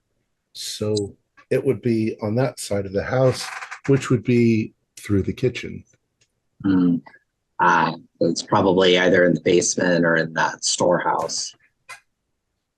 Well, they did seem awfully cagey about that basement, but So Amos, you said you were going to light some of the candles and things in the room to Just add like some light. anything I can, anything that I can light, really. Are you going to step into the temple there? Yeah, you'll be stepping into sand. Yeah, go on. You step in, you light a couple of the candles that were used for illumination. There is still this large, exotic looking lamp that is hanging over the altar. When you bring some illumination into the room, you realize that there is something on the far side of the altar that's kind of, you don't know what it is, but it's, you think at first it might be, once again, that hunched over demon, but it's not moving, whatever it is. Mm-hmm. Can I just call one of the others? Yeah, they're kind of right behind. Oh, they're right behind me. All right. Well, yeah. Well, is it Veronica? So you get closer to it, and you can smell a little bit. It is Veronica. But why is she kind of sort of upright as you approach? You realize that she mentioned something about a wand. She has a 5-foot-long stick. You're not sure what the material is. It's wood, but you're not sure what kind of wood. And it's long, and it comes to a sharp point on the end, which she would use to write things in the sand around your feet. She has upended that, placed its base against the altar, and thrown herself onto the sharp end.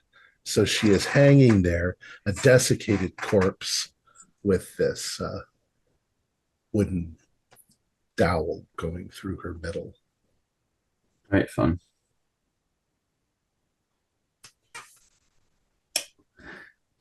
Well, that explains that. That explains that. How the ritual ends. Does it though?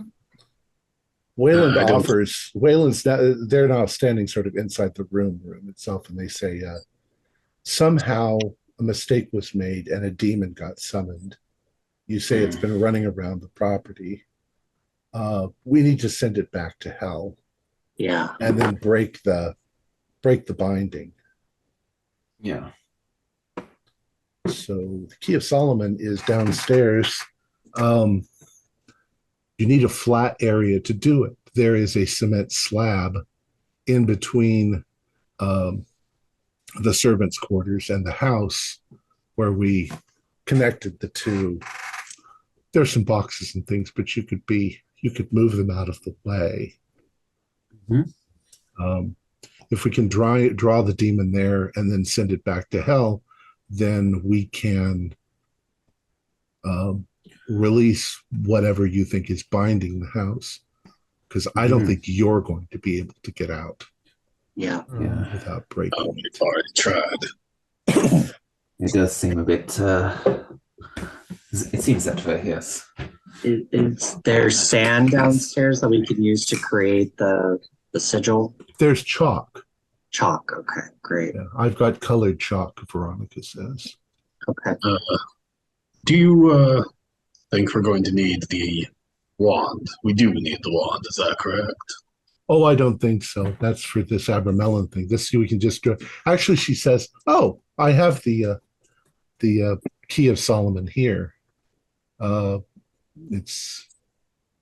She reaches for the book, and as she does, she seems to have a great deal of difficulty picking it up.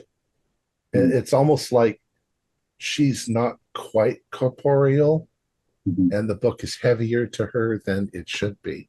But she lays it on the desk and she flips the pages, and she shows you the most common trap for demons is the main sigil in the Key of Solomon. She says it looks like that. Wonderful. Which might be quite difficult for us to draw the complete thing perfectly. But she says the triangle at the top is the most important part. That's the place where the demon will be trapped, and we can send it back. So that's really the only thing we need to place. And but she says the colored chalk is downstairs. Okay. She also says I have to warn you about something too. Once you start doing that, the demon's going to know what you're doing. Yeah. So you need to fight it off if you can. Above, and did anyone else write down the triangle itself? What colors we'll need for it? Yeah, we'll say Green that and you red. did. Okay. You can keep the book. Okay. Is there anything we might be able to use to defend ourselves against the demon while we prepare the binding that you recommend? Well, it should be manifesting itself in physical form if it wants to Okay. hurt you. So you should be able to hurt it in return Okay. with anything. Okay. All right. But yeah, I mean, there's those like pokers and things for the fireplaces. Mhm. Okay. All right. All right. So you head down the stairs. Mhm. You can hear something smashing, but fortunately, it's not right where you are. You head quickly down the stairs, down the hallway towards the kitchen. Or did you want to grab anything on the way? Yeah, That fireplace sounds poker. right. Fire poker? Yeah. Okay, there's quite a few of Yeah. them because there's fireplaces Yeah. in every room. All right. Yeah, I'll take a fire poker as well, or something similar as well. Just something You, long and pointy. You go quickly into through the kitchen, and they open the door. And indeed, it is just a place where they've connected the two houses with a cement slab, and they use it for parts storage and stuff. But they're able to push all of the stuff out of the way. Who is going to draw? Who is going to work on the drawing? And who is going to be ready? I can do the drawing. I think that's appropriate for you. Yeah, I might need some assistance, but I'll work on doing the drawing. There are 3 colors. Perhaps 2 of us can take it on. And Seems All right. like a wise decision. So Veronica comes over, and she tells you to hold up the chalk for a moment, and she says a prayer in Latin, something about the name of God, and it's got let God arise, let his enemies be scattered, let his enemies fall before him. Blah blah blah. can I, out of curiosity, just repeat that prayer? Just have the thought, Sure. like, she's a ghost, I'm actually living, just to make from, sure. It's from the Bible, so if you know your Bible, you probably know it. I do know Latin, so I was hoping I could just repeat Okay. after her. Yeah, okay. You repeat after her, and she smiles at you when you join her in the prayer. Wayland says, "Once the demon is gone, we should be released from our trap." The second the chalk touches the ground, you hear a scream come from somewhere in the house and smashing, and you can hear whatever it is heading this direction. So for one round, you're drawing. Yep. Who's keeping vigil? Who's watching? I'll be doing that, I assume. Yeah, both of us. Okay. I suppose I can grab, say, Gerald's doing the black, I can do the green for a moment. Okay. So Professor Russo and Professor Dyer, as you are standing there, something comes into the kitchen from the hallway. You hear it smash things. You can see through the doorway into the kitchen, and indeed it is Evangeline. And she has turned kind of a sickly green, and her hair is all matted and hanging down, and she has huge, vicious fangs and claws, and she is rushing towards you. Good. You're prepared, so I'm going to let you do what you want. We'll say she is going for Amos. He is the closest. She's coming at you. I'm going to try and, if I can, I suppose dodge, but also kind of what's the word? Sort of use her momentum to throw her sort of... Like a maneuver? Yeah, exactly. Fighting maneuver, that would work. Fighting brawl. Yeah, fair enough. This is not going to go well, but who cares? Yeah, 81, and I've got a 25. Not good. Okay. And as she comes at you, you try to sort of maneuver her out of the way, but she sinks her claws into you and she struggles to try to bite your neck, bite part of you. Francis, what are you going to do? I would like to beat her with the poker stick. Okay. Trying not to hit Amos in the process. Hopefully you don't get a 000. I rolled a 4. I got an extreme. Nice. Wow. We will say that you do 1D. What would that be? A poker. Let's say a pipe. 1D8 plus your damage bonus if you have it. Nice. Plus 0. Let's see. Yeah, with my 1D8, I got a 7. Pretty good. Ooh, nice. Yeah, you hit her pretty hard. The end of the poker, the hook on the poker goes into her shoulder, and you see this sort of greenish black ichor, coming out of the wound. She howls and she lets go of Professor Dyer, and she turns as to attack you. Professor Dyer, you've taken 1 point of damage, but she's right next to you, and she's turned towards Russo, and she's screaming. The sound is almost deafening. Jack and Gerald, I assume that you are continuing to draw despite the terrifying thing that's going on. Furiously, as fast as I can. Although I suppose as soon as I'm done with mine, I might go to the defense because. All right. She is going to try and attack Francis now. Do you want to dodge or dodge for sure? I'll try. Ooh, 12. Very I got good. a hard. I got a 70, so she doesn't manage to grapple you. And now she's sort of in between Francis and Amos. Amos, what would you like to do? I'm just gonna take a swing at her. I've got like a similar sort of like pike of some kind or a poker of some kind. So, okay. Let's get another roll to fail. Let's see. 64. Yeah, now good. Okay.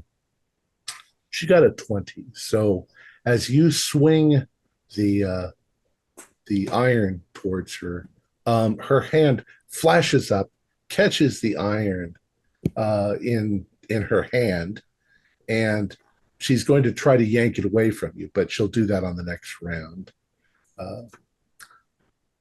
Meanwhile, the two of you are still drawing. She is going to now try and attack Amos once again. She's grappling with you for the iron.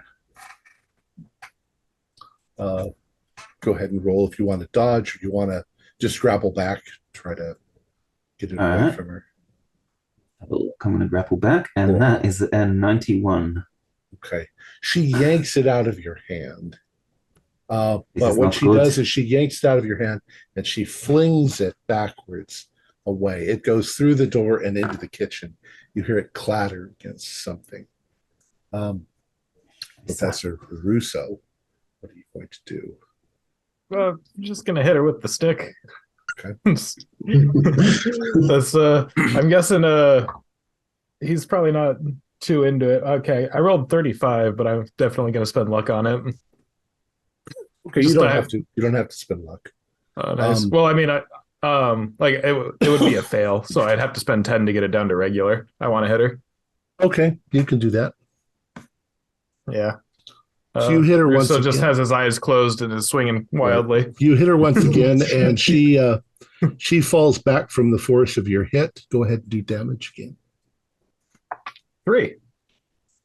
Okay, mark that down.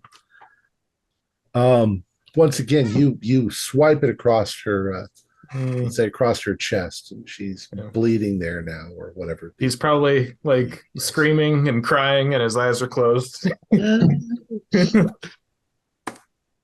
But she is going to turn. She seems to become aware, in a rather, frantic moment, that you guys are getting close to finishing the symbol on the floor. And so she's just going to leap towards Humphreys. Okay. All right. I'm going to kind of like hand the chalk or kind of put the chalk down close to Dorothy, and kind of like grab my satchel and sort of like kind of dodge out of the way of her. Okay, go ahead and try. Let's see. 37. And I just have my basic. Yeah, I think I'll go ahead and spend the luck to get that down. Okay, she got a hard. Okay. So she's the one attacking, so you have to beat a hard. Yeah. An extreme. Okay. Yeah. Well, I don't think I'd be able to do that. Okay. So she leaps like a panther springing towards Gerald, and as he's dropping the chalk on the ground, she lands on you, and you roll onto the floor, and she attempts to bite down on your neck and claw your back. Dorsey, do a sanity roll because you're right next to this when it happens. She just missed you. Success, regular. I kind of presume I'm like starting to mutter the Lord's Prayer in Latin or something like that. Okay. Amos and Dyer. We'll do Amos first. All right. I'm just gonna like try and get up and try and pull old lass off old Humphreys, and like I'm just gonna yell to Dorsey like keep drawing or something. Like, okay. Keep drawing. Dominate. Go ahead and do a brawl roll. Yeah. Another 91. Isn't that good? You bring your stick down onto her back, and the most she does is grunt and screech a little bit. Nothing. It doesn't do any damage to her. Russo, what do you want to do? Well, so I know that like drawing the ritual was making her mad, but when we said her name earlier, that upset her. So I'm hoping that if I just start saying her name a bunch, it'll get her to go after me instead, and I'll run away. Okay. So yeah, just kind of by the door, like Evangeline, and see if she comes at me. She looks for a moment like she's confused by the sound. She hesitates on top of Humphreys. Humphreys, you'll have a chance to do something. Yeah, I'm gonna reach in my satchel and grab the knife and stab upwards. Okay, go ahead and do a brawl. Okay. 3. Nice.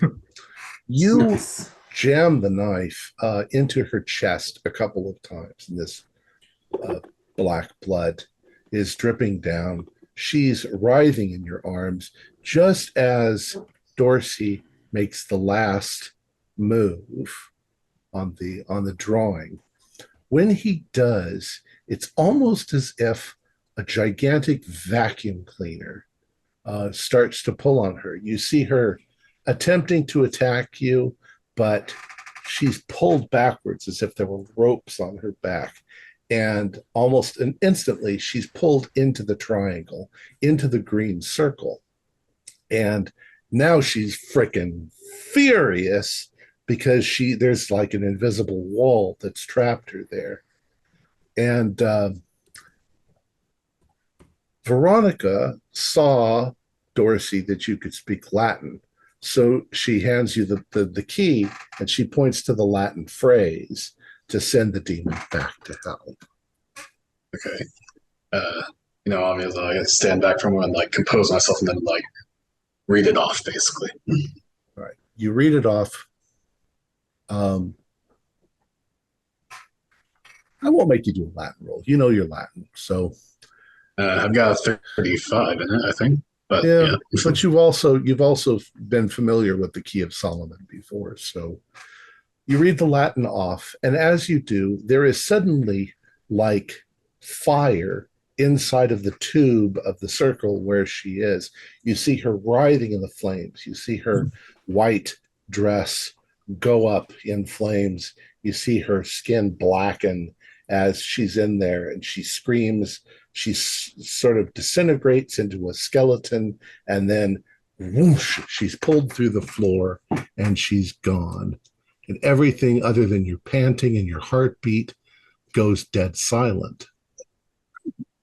And I throw my poker where she was standing. Yeah, it just bounces off the floor. But Veronica and Wayland are still standing there. And they're like, we don't understand. It should have broken. If that thing was causing this, and he goes over to the window and he opens it up and puts his hand out and he hits a brick wall. He says something is still wrong. Perhaps there was that thing about the cherubs. I think the heads. We're missing a lion. I think it is. Do you have a lion somewhere? Maybe we need to bring it here.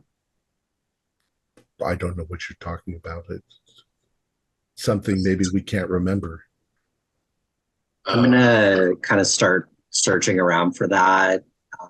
We know it's in points, where he thinks north is, basically. The other end of the house. It would be somewhere in the servants' quarters. Yeah. Okay. I'm gonna kind of start looking for it in this area because we're in that area, right? Right. Yeah. So you go into the servants' quarters. They're modest, what you'd expect for servants' quarters, but there's still a fireplace. And on the fireplace, you in fact see the lion. It's a small statue, maybe only 4 inches high, but it's heavy, so it's made out of lead. You've already solved barrier, right? Yeah, it's a barrier. Right. It's barrier. So what do you want to do? Well, I think maybe we need to get all 4 of these, because it mentioned we need to hide it like a noose, and it says this was creating its prison. So perhaps if we bring them all to the Key of Solomon, or where we've trapped the circle. So you guys are standing in front of the lion. What do you want to do? So I'll just go ahead and grab the lion and approach the... You grab the lion. As I say, it's very heavy. And when you touch the lion, when you pick the lion up off the mantle, there's a vibration in the house like an earthquake. And you can hear creaking and groaning from the wood in the house. And if you take a step, it sounds pretty bad. It sounds like something is, I don't know, dragging around.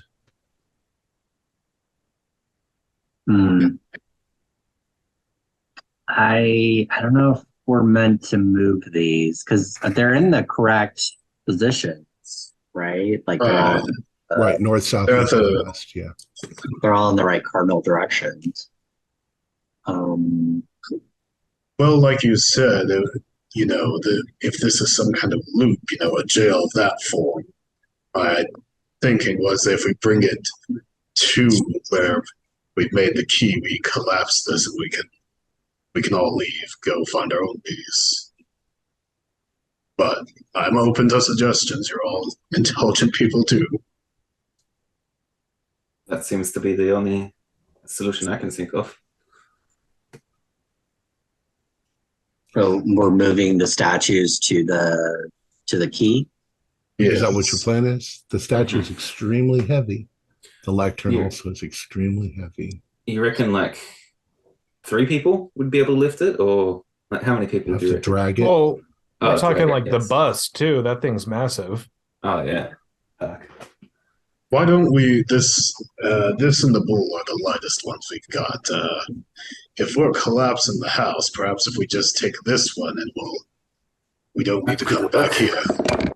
Do any of you Yeah. have science or chemistry or? Don't know. Let me double check. No. I do have a little bit extra in natural world, if that counts for anything. Okay, that'll work. It's only a 25, but all right. Well, because we're inside the binding. That's why we can't leave. Mhm. So like we need to break it We need to to break get the ourselves binding. out. Yeah. But I don't know how to do it properly without We setting can her free melt. again. We can melt the lead. Put them in fire. They're right by the fireplace. Well, it occurs or to you is it too, Humphreys, that lead is really soft. Oh, it's really Yeah. soft. Yeah. well is it just the symbol on it, or is it the statue itself? I think it's the objects themselves are like bars in a prison cell. It's my theory, at Did least. you want to try something, Humphreys? We scratch off. You have the line in scrape- front of you. Did you want to try that? A what? Did you want to try scraping it off? Yeah, I'll try scraping it off. There certainly are plenty of knives. You've got a knife. Uh-huh. Yeah. I'll hold I'm up gonna the try line scrape for it you. fine. So, yeah. Knife covered in demon ichor. You dig the knife, the point of it, into the symbol, and you realize that without too much effort, you are able to scratch through the symbol and damage it. Wait just a second for Finbar to come back. Does anything appear to change from that? I'll wait until Oh, wait. Finbar comes back. Oh, right, okay. I kind of missed the timing on it, but I wanted to just be like, good work with the Latin there, Jack. It's pronounced deus, not deus. It's just my accent, all right? Dies irae, dies irae. All right. So, Gerald, as you take the knife and you scratch through the symbol, there's a sound, almost as if you were descending in an airplane where your ears kind of crackle and pop for just a moment. And you rather easily scratch the symbol out. What do you do next? All right. I'm gonna go to the other ones and start doing the same thing. And Are you all gonna? everyone's probably help them out. in. Yeah, might as well. You go to the dining room and you grab the ox, and in the same manner you manage to crack it out, to scratch it out. And when you do, it's almost as if a pressurized room that you were in is losing its pressure. You're able to breathe freely, so to speak. Can I momentarily interrupt the process and just observe the Waylands or the servants? Like, are they having a reaction to this? Do they look like they're something? they're looking around, yes, as if something is happening. They're All right. holding each other, in a loving embrace, sort of. All right, then proceed. You scratched off the lectern. Same thing sort of happens, and now you sort of hear a kind of a rhythmic sort of hum in the air.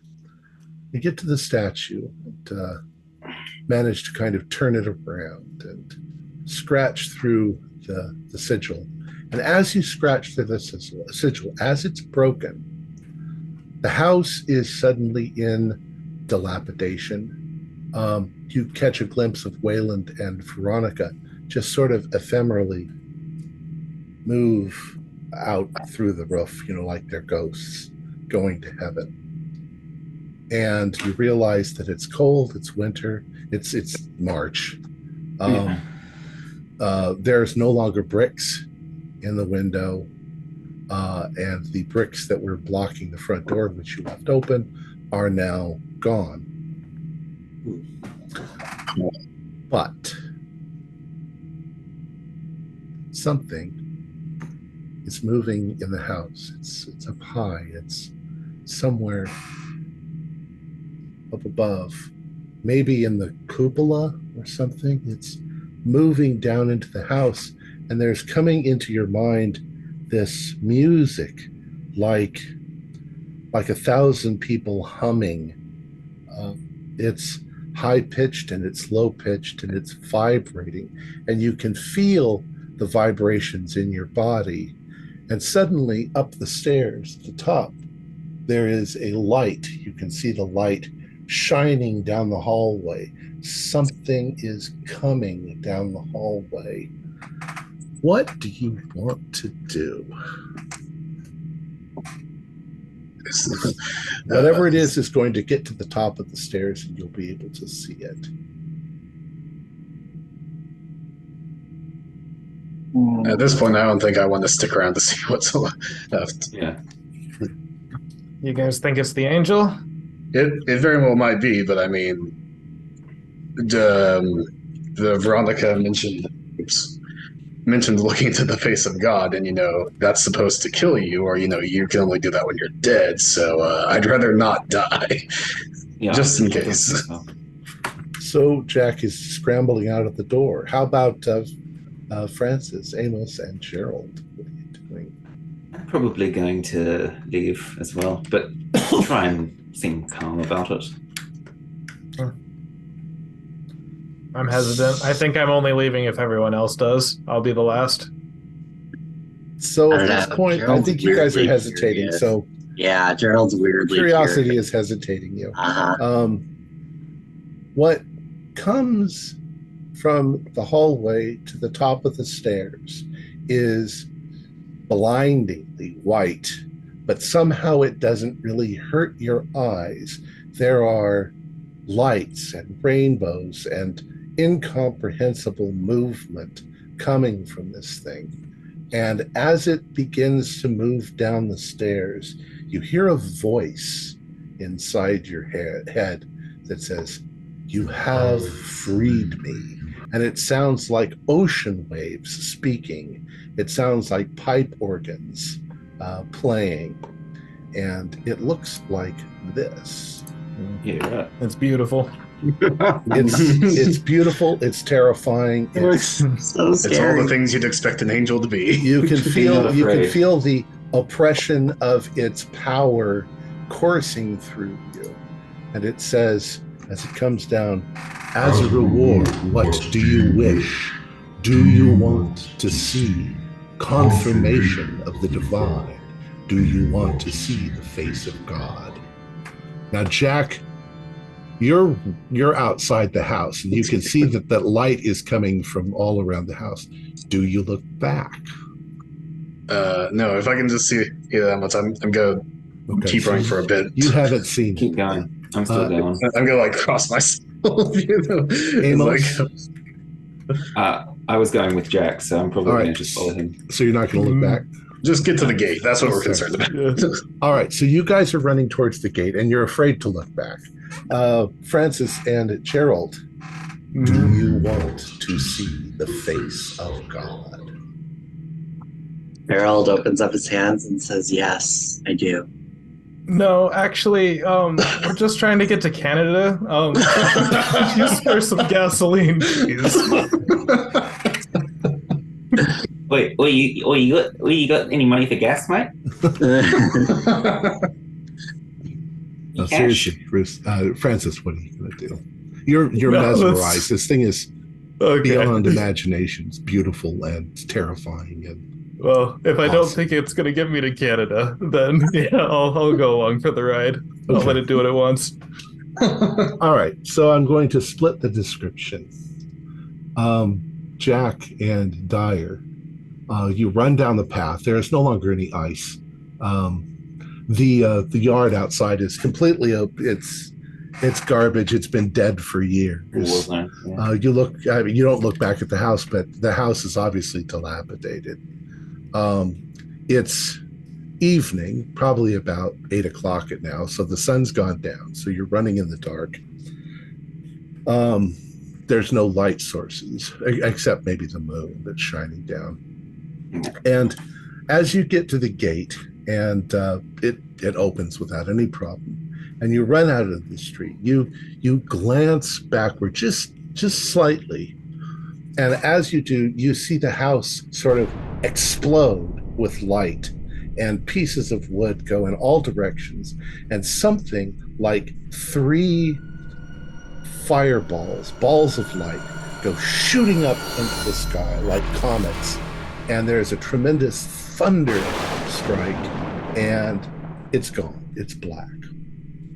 And when you get back to your car, which is down the road ways, it's got a full tank of gas.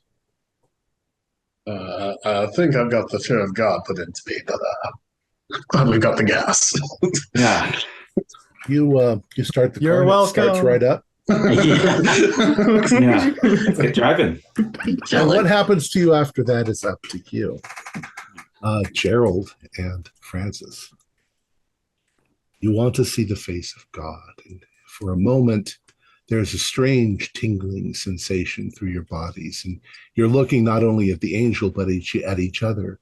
And the two of you seem to transform into light, balls of light. And the angel flaps its sort of wings, and the three of you vault into the sky. There's a moment when you're looking down, you can see what's probably upper New York State, or maybe Canada. You can't see borders from here. You can see clouds in the sky, which you are passing. You are heading into the sky. Very quickly, something even weirder happens. The stars begin to pass you. You are hyper traveling through the universe. And in the next instant, you are added to the court of Azathoth, and you are looking into the face of God, and you will scream in terror for eternity. Yeah. And that's the end of our story. Yay. So, what happened? Oh my God. I might have questions, and I'll answer them, because there's a lot going on here. So, Wayland, the Abramelin operation is a real thing. You can find it. You can find it on Amazon. There is a movie, in fact, and I can't remember the name of the movie, but it's kind of a horror movie where the couple attempts to do the Abramelin operation. He attempted it a couple times, and he attempted it the first time and failed. And that was because, for one thing, it was a bad translation. For another thing, it's all bullshit nonsense.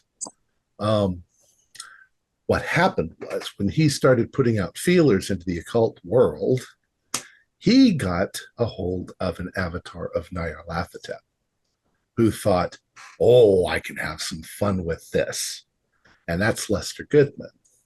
So, although he gave them a better translation of the Abramelin, what he gave him was a lamp. And what the lamp is I forget what they're called. There's a word. It's basically a summoning device. And if you light it a number of times, it will call forth a servitor of Azathoth. And it's like a calamity lamp or something like that. Mm-hmm. So it was set by Nyarlathotep for exactly 18 months. And when Wayland got to the end of it, and he lit the lamp for his final day, the servitor showed up and asked him what he wanted. And Wayland he believed, but he was also a little bit of a skeptic. So his request was, I want to see the face of God. And he went through what you just did, except that his body was destroyed. It looked like he'd had a heart attack. So he laid there. Well, by the way, there's a lot to this, but what he had done was he had dismissed the servants to go. He sent them on a tropical vacation, and they would come back after it was over. So he dies, and right within a few days, the servants come home. And this thing was somehow trapped in the building. I'm getting that a little wrong. But anyways, it wanted to understand what had happened to it. So it reached into the minds of the servants and it caused them to go completely insane. And if you had gone into the basement, you would have found their bodies down there. He had gouged out his own eyes, and she had rotted. She just died of ennui there next to him. Veronica came home, and she decided that she would repeat the operation to find out what had happened. And she created the binding. Actually, the thing was gone. The thing did this and then left. So she summoned it back. She bound it. And when she realized that it could read her mind, she committed suicide rather than allow it to figure out how to get out of the trap.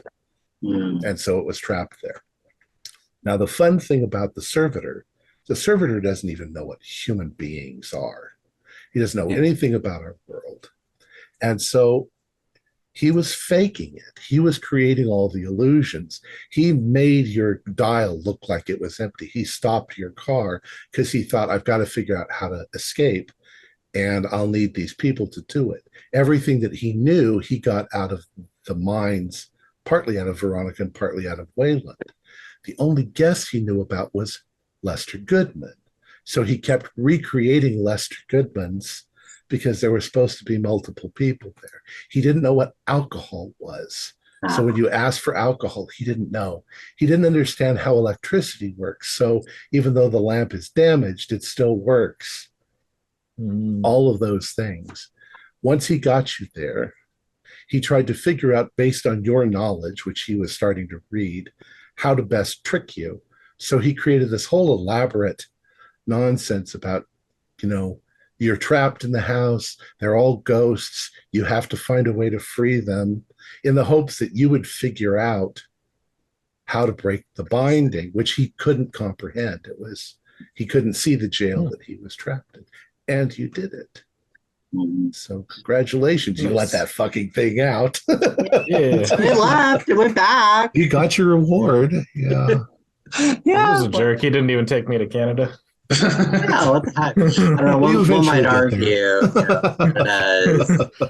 the face of Azathoth over. No, just kidding. I love Canada. So, any questions? I'm curious what would have happened if we did, like, what my theory was, to bring the jail together. When you picked it up and you started to move it, you were basically moving the walls of the prison in closer. Right. It wouldn't have caused a problem until it got too close, in which case, if he was hiding up in the cupola and you tried to move it, he would have busted out the side of the house. The jig would have been up, and he still wouldn't quite understand what was going on. But he would figure that he could just kill you and start over with the next people that came by. Because you were just tools that he was using. He wouldn't let you get out of the yard. He would have caused a snowstorm if he needed to, or anything else. But it was all tricks by a servitor who wanted to escape, and he tricked you into letting him out with limited knowledge on how things work, which is kind of funny. Yeah, because when you're GMing it, you have to be careful what you say. And so even the demon Evangeline or whatever that was also just make believe. Yeah. He got that sort of stuff out of Wayland's mind and the Key of Solomon stuff. And, I mean, humans have a fairly he couldn't get it all out at the same time, so it took him a while. That's why Veronica committed suicide, so that he couldn't figure out what she had done. It's written by Matthew Sanderson, so all that clever puzzle solving is that was really a cool little element to it. Yeah, I like that. I'd never seen those before. Yeah, that's part of Crowley's Crowley, actually, so it's pronounced. But anyways, let me go ahead and finish up. Our players included Troy Wildryer, Kaylin McDowell, Finbar Gallagher, and Brandon Eubank, with yours truly as the keeper of arcane lore. We have a new player. What is this? I don't remember ever saying this. I'll say it anyway. We are a new player-friendly club. We have a Discord server where you can chat with our other members. You can set up private games, and you can learn the finer arts of gameplay and game mastery. We provide audio-only versions of our shows free for you to download from Podbean or iTunes. Like, share, and subscribe to our channel, and punch the bell icon for updates on our latest shows, and leave us some comments. We enjoy reading them and answering any questions you might have. This is Tom Rayleigh, together with all the members of our gaming club, inviting you to journey with us once again into the darkness for another adventure into the universe of H.P. Lovecraft and the Call of Cthulhu role-playing game. Until next time, good luck and good gaming.